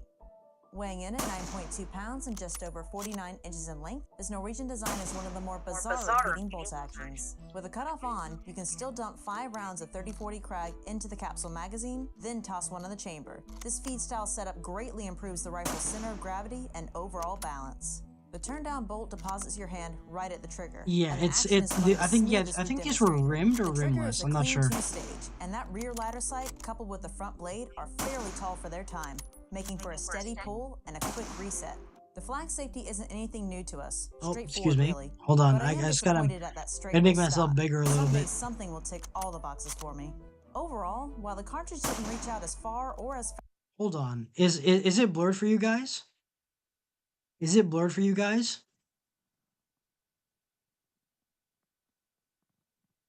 You can still dump 5 rounds of 3040 Krag. Hold on, can you see the video? Then toss one in the chamber. This feed style setup greatly. Unfortunately not. I don't think so. But yeah, this is what I wanted to show you all. This is the Craig Jorgensen. The turn down bolt. And then for Tomoe, who of course big fan of hers, Tomoe call 1898 new service, which is, oh, hold on, I'm getting a call. I'll put on the BGM back.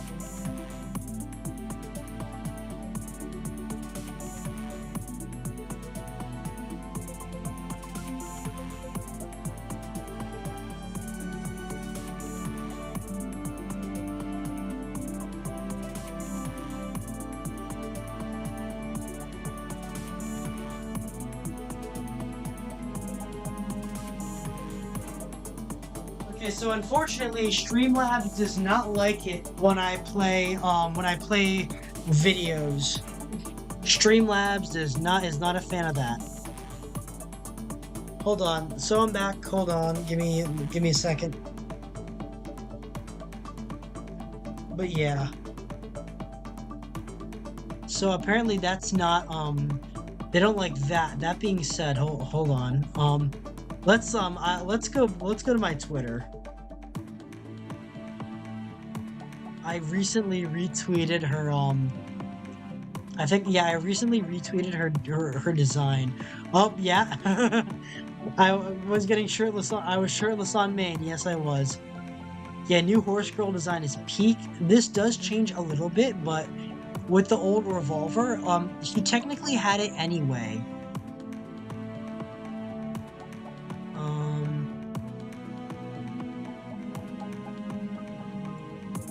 Where is that? Let me go find it. Oh, not fandom. Well, she's right there.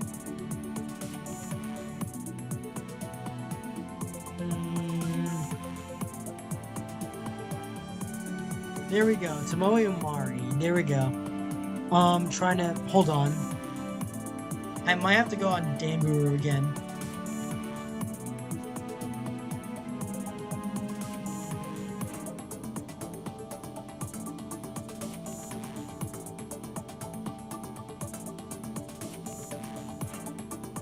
So in a lot of Tomoe's art, she's depicted carrying a Springfield in 1903, which is this lady, this very nice lady. She would honestly, I wanted spray yes. I remember. I remember bringing up in her chat, is the rifle a Garand now? No, it's she yelled at me. No, it's a Springfield. I love Tomoe. I love Tomoe. Her rifle is this, but if I were to making her a unique T-doll, if I were to make her a unique T-doll, I would give her one of these. Hold on.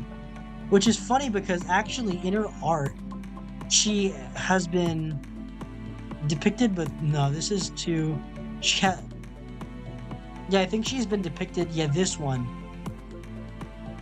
In this one, yeah, there we go. As the hold on. Yeah, there we go. This is the this right here is the Colt M1917. Is the Colt M1917. And what I decided to give her was its immediate predecessor, which is Colt New Service. That's a good looking revolver. This is, in my mind, this is what Indiana Jones's revolver should have been. This is in 45, the 45 long Colt. This would replace the what is it? The Colt Single Action Army in the Philippine War Service, and after that it would be replaced by the M1911. But it served for a while, and this was one of the first double action wide frame revolvers. Yeah, M1917. It was simply a new service rechambered to take 45 ACP, but this one takes 45 long Colt. This is the bigger cowboy cartridges that's going to be running through this. That's what I would give this Tomoe, and in a way, this is what this Tomoe already has, if that's in 45 long Colt. I gotta say, this is a great design for Tomoe, for new Tomoe. It is unimaginably sexy. She's so fucking hot, man. Oh man. Oh man, she's such a looker. And so is this. I think this would she would be proud if I assigned her this one. Yes, yeah, this one she would love.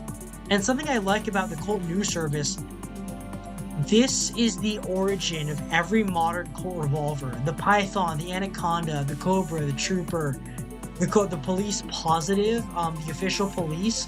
All of these came from this guy. And it's such a pretty gun. It's such a pretty gun. That's the Colt New Service. For Honey Hima, I'm not entirely as familiar with her. but I'm gonna show off the eh, okay, this is the Colt M1877. The Colt double action 38 and 38 long Colt. Oh, hold on. For Hanihima, let me go fetch her. Let me go fetch her. This is Hanihima. Yeah, the sunflower girl, the sunflower cheerleader girl. It's nice. It's so cute that she like her relationship that she has with her relationship that she has with Mozu, because she's like mother daughter kind of. Yeah, the big smile, the big smile. She would get, of all things, this one, the Colt 1877 Lightning double action. Actually, let me show off the other guns, that I was gonna give to Moe. I was originally gonna consider the Colt 1902 Philippine.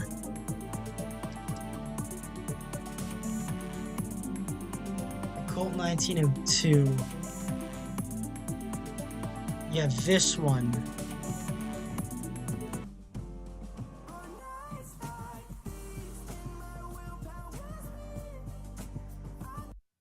There we go. Hold on. I'm sorry. You're probably only gonna hear the audio.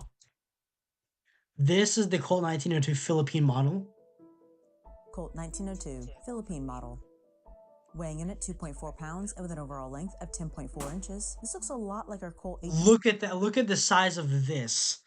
Look at the size of that trigger and the trigger guard. 78, but some areas have been enhanced. To load up, put it into half cock, open the gate, and pop in your 6 rounds of. So it loads like a That single nub action on the army. outside is an easy thumb. Close it up to ready. Still off balanced with that terrible bird speed grip. I can't say this will ever feel good. Our hammer is heavier, and dear lord, so is that trigger. Yeah, it 28 is. pounds of double It is action one of the pull. worst. It is one of the worst triggers. This is her struggling. This is May struggling. This is one of the worst triggers to ever be on a revolver. That's insane. We have to remember, this was a time of ammo transitioning. Primers were less sensitive, so they needed a solid Okay, so the punch. videos do Today's, work. however, can't take it. Just adjust the screw at the front of the grip some to lessen the mainspring pressure. Our V-notch rear sights and half-moon front are okay, and recoil is up there. In the end, this gun was the compromise that no one wanted. The resulting trigger weight is inhuman. If you'd like to know more, And then let's show. Is it a new army? No. Let's show her the new service. This is the one. This is the British contract one in 455 Webley. The one I wanted is in 45 Colt. The one I want for Tomoe is in 45 Colt. But functionally, the gun is still the same. As you can see, the lines are a lot more improved. Colt, new service. It is funny though that both Tomoe and Mozu and Tomoe ended up receiving guns from the Philippine American War and put on by me Weighing as in a at Filipino. 2.5 pounds with an overall length of 10.8 inches. Our example But I am today is, American interestingly first, enough, and a British that I'm not contract ashamed Colt. of. After all, it's Pull it what up, it's pull back it's why your I can latch. enjoy It this. just doesn't feel as natural as pressing forward to me. Swing open the cylinder and load in your 6 rounds of. Hold on, I'm talking to. 455 Hold Mark on, II. there's someone calling from downstairs. Close it up, and we're ready. Long and hefty, the ergonomically decent grip makes the forward balance point manageable. The hammer is sprung nearly as hard as the gasser, and the trigger, while very heavy, is at least an even pull weight all the way through. I might need to end off Sights are tall, soon. There but is a fine. lot of talking downstairs. V-notch rear and a sharp trim front. Um, Recoil is moderate, I'm not sure. and when you're out, I'm not sure if simultaneously, I'm. well, eject with gusto. There we In the go. end, pretty decent revolver for its time. Beware though, you could end up finding one that's been bored out for 45 long Colt. That is the one I'm looking for. But yeah, the with the what she was saying about the trigger pull weight, it shouldn't be a problem for Big Tomoe, because you look at that, look at that, look at that. Tomoe wouldn't be a problem, wouldn't have a problem handling that. Um, and then the Colt 1877, the Colt Lightning. This is the no, this is the yeah, this is the Lightning. What I got for her is the yeah, is this one. It's 38. Is the 38 long Colt. This is, in my opinion, one of the prettiest revolvers ever made. Unfortunately, it is also one of the weakest and most poorly built because it is considered delicate. Yeah, let me go. It is considered delicate for a mechanism. It's considered delicate as a mechanism, and the cartridges it fired weren't very powerful. This is in 38 long Colt, which notoriously failed to stop the Juramandados, the the Muslim warriors that I was mentioning earlier. These had problems stopping them. So that's why they upgraded 45 long Colt, which this gun could not take. But all that aside, hold on. This is the one that I chose for Hamihana. This is the Hanihima, I mean. It's low powered, but it's delicate and it's pleasant. It fits her pretty well in my opinion. Even if she is like, I know she's Japanese, but still. 1877 Lightning. Weighing in at 1.6 pounds and with an overall length of 9 inches, this multi-piece frame looks like someone took the Single Action Army forend, shrunk it down, and slapped on a saw handle. To start, pull the hammer past the rebound into half cock. This, or even at full cock, always feels soft. Next, open the gate, pop in 6 rounds of 38 long Colt. It's a slow load. Close it up, we're ready. Diminutive, delicate looking, yet dense. It's actually not a bad hold. That steep bird's head grip sets well in my palm, but I do have to scooch down from the knuckle sum to level with the trigger. Yeah, it is. It like you can see how pretty it is. It really it looks slender. It looks more elegant than the Single Action Army. But it does look pretty similar. In the end, this guy has only left me curious for more. I'd like to test out the Thunder and Rainmaker to see which one really is the best of the Storm. But yeah, getting that, and then I don't for other members of Vtuber that I'm looking for. Where is that? For Alpha Beta. Looking like I don't know. Unfortunately, I don't know a lot about her. I know she's sure, both English and Japanese. I don't know a lot about her, unfortunately. But like very princess-like, very feminine design. Something of all things, the one that I gave her is this one. Hold on. Smith & Wesson 4th model.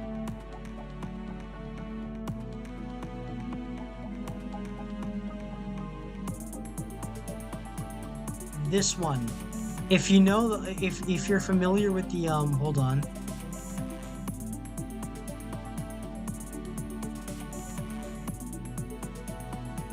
Actually, hold on, give me a second.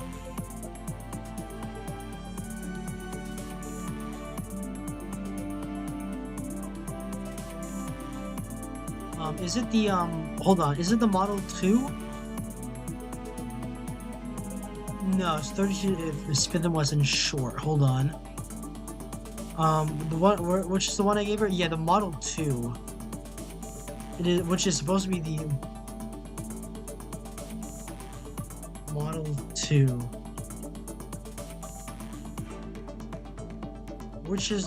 There it is. This is the one I wanted to get.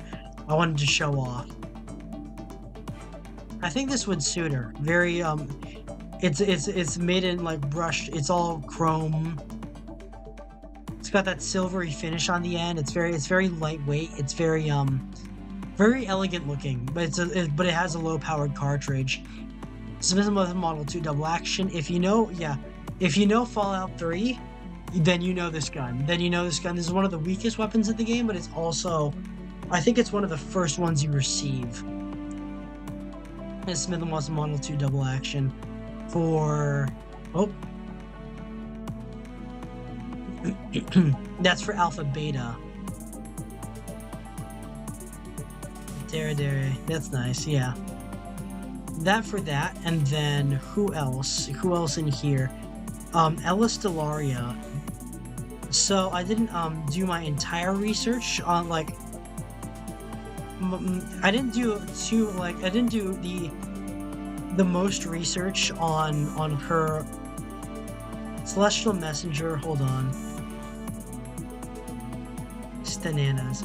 British English speaking.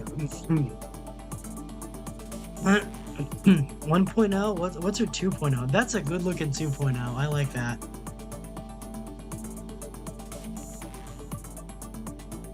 But she's supposed to be, so she's supposed to be British English.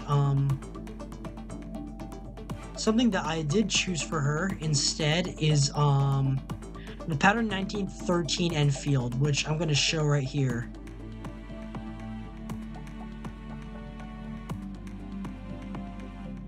This one. This is in 276 Enfield.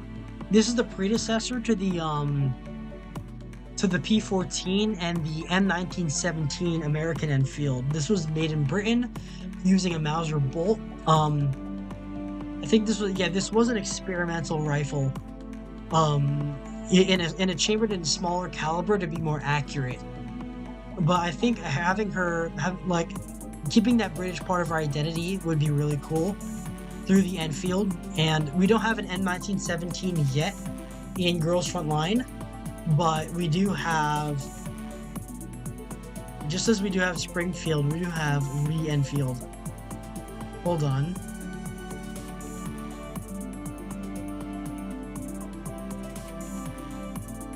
Magazine cut off is not. Hold on.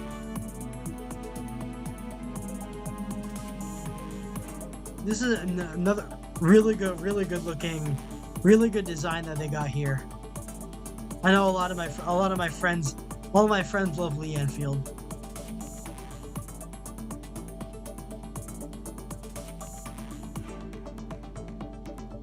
We're going with that.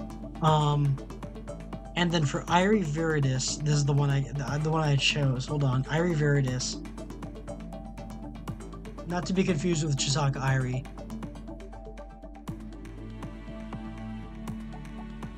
I might continue this at a later time because this is hold on, yeah, Irie Viridis, yeah.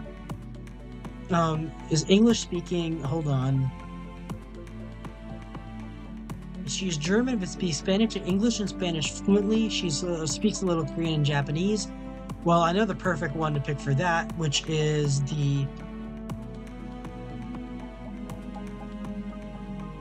this one, the Spanish Mauser 1893.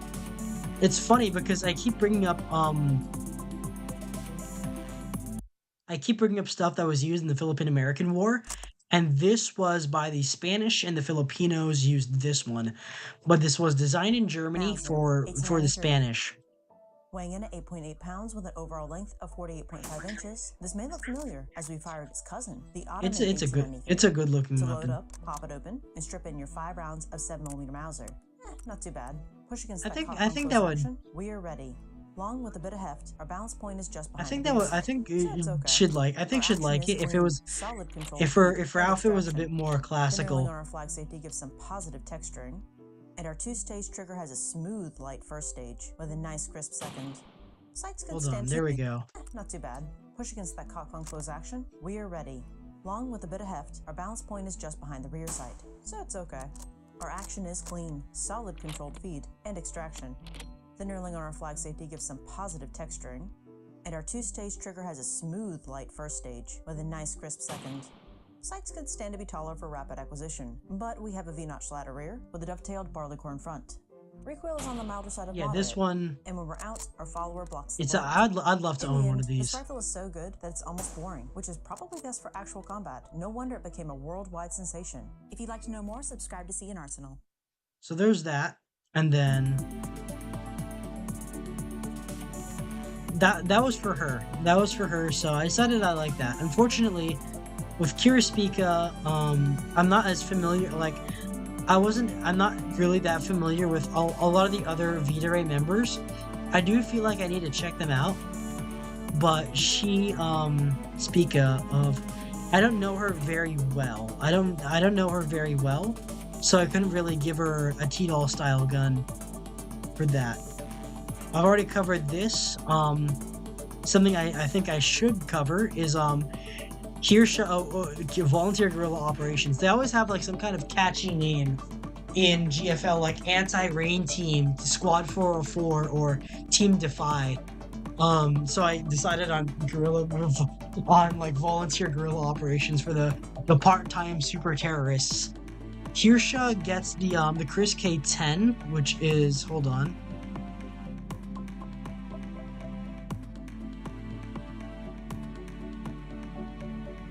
Chris K-10 TDI Vector. Yeah, because she is heavily identified with the Chris Vector now. There we go, the Chris K-10. Second generation redesign. Teams have been canceled, so this was a canceled project. In real. Oh wow! It has a downwards pointing. It has a downwards pointing charging handle. I didn't know. That's crazy. But yeah, I think because Kirsha is so identified with the Vector. Let me show you what Vector looks like in game. Hold on.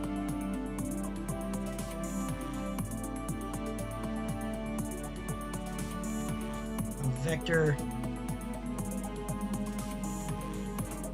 and Agent Vector. Okay.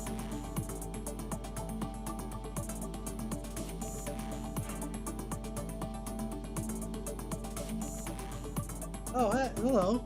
Hold on. Let me unfortunately I don't have a. We got someone new in chat, but unfortunately I don't have a translator.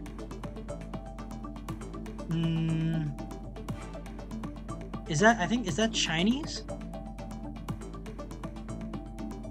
Hold on. Let me look into that.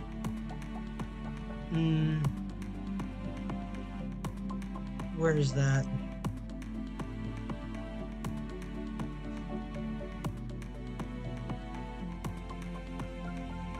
I'll translate it from Japanese. Why are you watching gun videos? Well, I wanted to demonstrate what these look like. Wanted to demonstrate what these look like. And I'm a big fan of CN Arsenal. So thank you, whoever you are, Japanese chatter for coming in. We have the K10 here for Kirsha. Well, everyone. I think I'll go for. Hold on. Where's Kirsha? Kirsha Rule 34 on main. That's crazy. Everyone's been familiar. A lot of political stuff here because she is a politics tuber.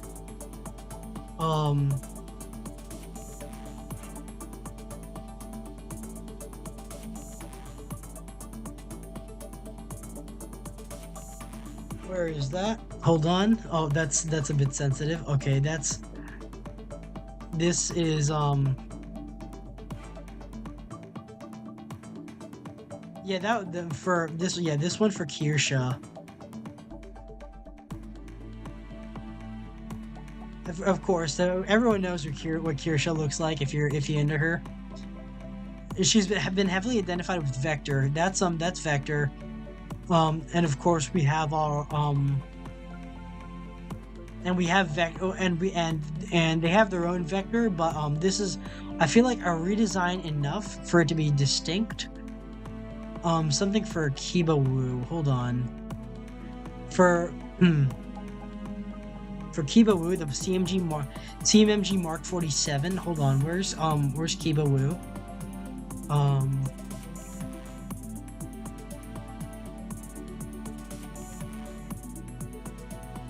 I don't want to leave off just yet because there's a lot I wanted to continue talking about. Yeah, this is Kiba. This is Kiba. Some of you might know her as Nanobites in the past. Hold on, there's her full body. Yeah, this one. There we go. Like, she's a wolf girl. And what I decided for her was it's this one.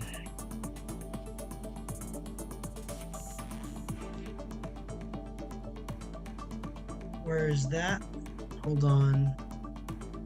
Yeah, the Mark 47 Mutant. This was an AR.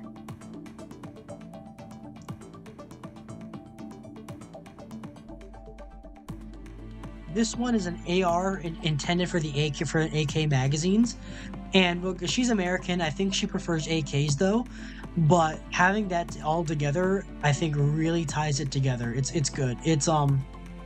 This stuff is great. I think this would suit her really well. The color and the aesthetic suits her like a semi edgy punk style a bit, and it's while still remaining like tactical enough. So that would be my choice for Kiba.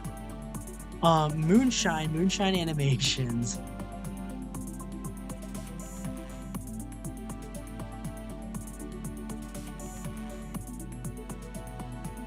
There we go. Actually, let's search him up on YouTube. Actually, what if I just find the guy? Hold on. Oop. Oh, you're seeing both. Yeah, this is so this is Moon. This is Moon in real life, and this is his wife, Alouette. Both of them are featured here. Moonshine has this thing, which would like he's Korean American and he loves the AA-12, so it would be a travesty not to give him the USAS-12. It would be a travesty not to give him this one, but this is already taken in the game. So I decided, you know what's the next best thing? Get him a copy. This is the Amitech Arms WM12. He gets one of these. Where's that?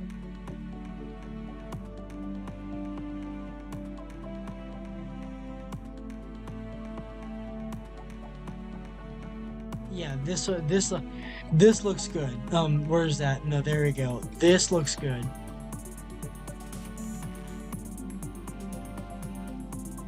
It's got the unfortunately it's missing its carry handle, but you can install a carry handle on it. Hold on, the Amitech EM12.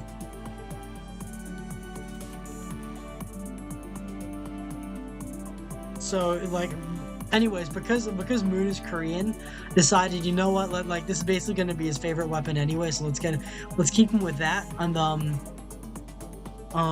Alouette. Okay, hold on. Let me go back to Moonshine. This is Alouette in real life. I'm trying to find her cosplay that she did once of oh yeah, Fiendish Pastry. There we go. This is hers. FPI and the and this like parody, and this parody styling. More of them. I think she would get. This is one of my another one of my favorites. But like I think she would pair this well with the costume, with the FPI costume. There we go. The 8245 Cougar. This would have been. I think this would have been her choice. I'm not too. I don't know too much about her, but she's very nice. She's very nice, but I think this would have been her choice. This would have been her choice. About the LAPD model, that's even better. Yeah, with a 4-inch barrel, that would go hard with like a threading for a suppressor. That would have gone hard. That is mostly to compare to Kirsha's Chris K10 and 45 ACP, and finally we've got this guy. We've got Ugly Bagstard. And specifically it's this guy. Actually, let's go back to Moonshine.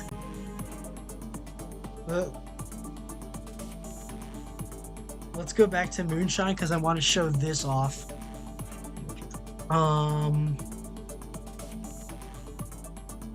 Where is that? I know he did one of Bags recently.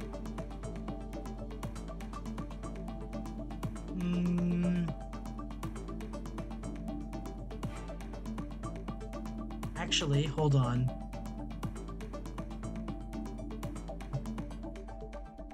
Unfortunately, I can't find it, but let's go back to Ugly Bagstard. Yeah, this guy, you know what? He wouldn't be a T-doll. He wouldn't be a T-doll by any stretch. But I do think I do think for his choice, he would be running a he would be running one of these, the M60E6, because he was in the Navy. I think he was doing like security forces stuff in the Navy. Bags and they're the last branch to still employ the M60. And so, oh man, that's a good looking gun. That's a good looking gun. He would like I think having the M60 around for him would be the right choice. And finally, we have down in the back. This is like largely undone. I think something that the ones that I have settled on are Seru Foxhound from Vtuber. Where is that? Yeah, Seru Foxhound and Cynthia Sanguine. And in that case, they're getting the the Vtuber's both of them. Hold it. Looking at their styling, and for Cynthia Sanguine, for Seru, I did this one. Hold on.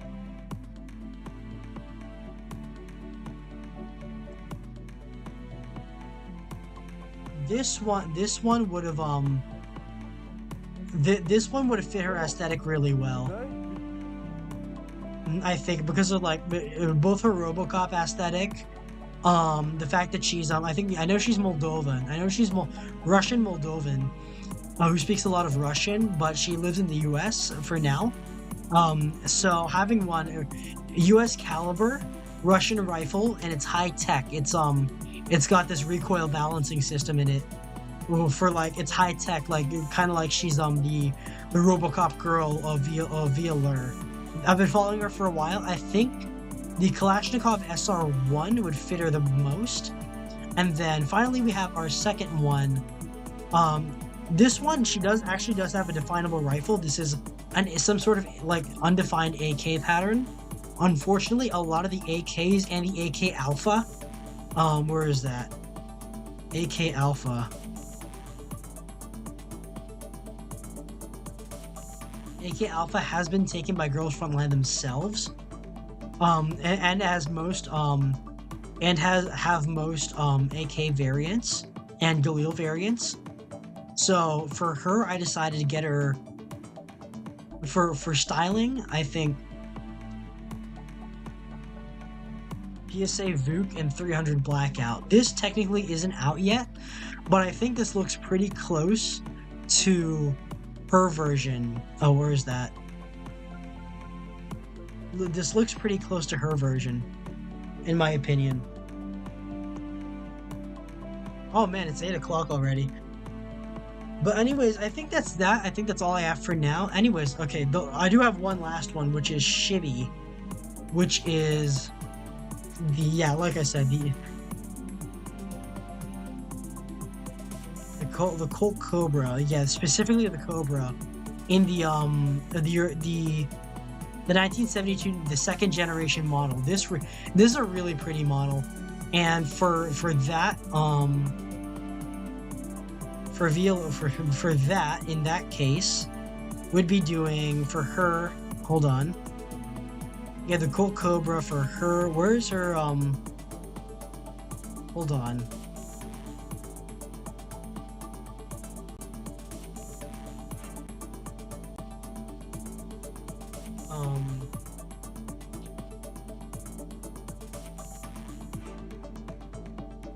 There we go. There's Shibby Cotton. There's Shibby. Oh, that's Hold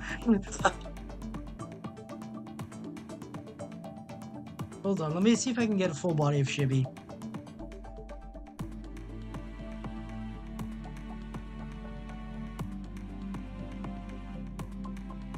That's her that's the lolly version.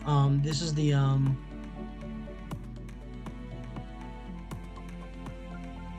yeah, unfortunately there isn't any yeah, I can't get too many for Shibby, but yeah.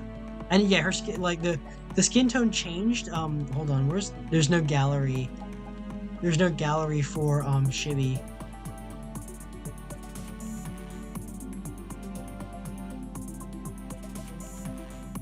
Actually, let me see if I can go find her full body.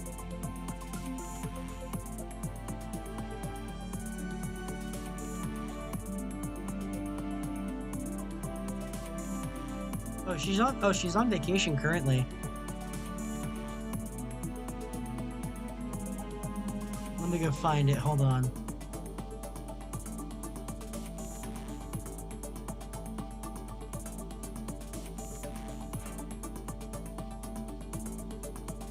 Hold on, we're getting this one close enough. This is gonna sound a bit odd. I chose the call Cobra because she looks like she looks like she would carry one, right? Like the business office lady attire, like look very authoritative. She kind of could pass off as like a detective or something. Kind of like Coffee or Foxy Brown. That kind of aesthetic combined with this Colt Cobra, that would go pretty hard. I think, in my opinion, that would go pretty hard. But anyways, that's all we have for today. Thank you everyone who came. Thank you. Let me grab your name real quick.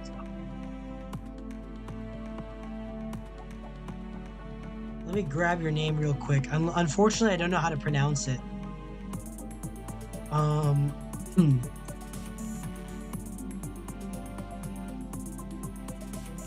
But yeah, it's good to be back. So next week I will be trying out GFL 2 Exilium.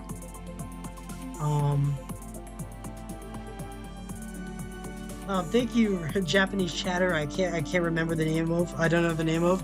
Thank you, Dantiok. Thank you, Zoe Crafter. Thank you, The Rag.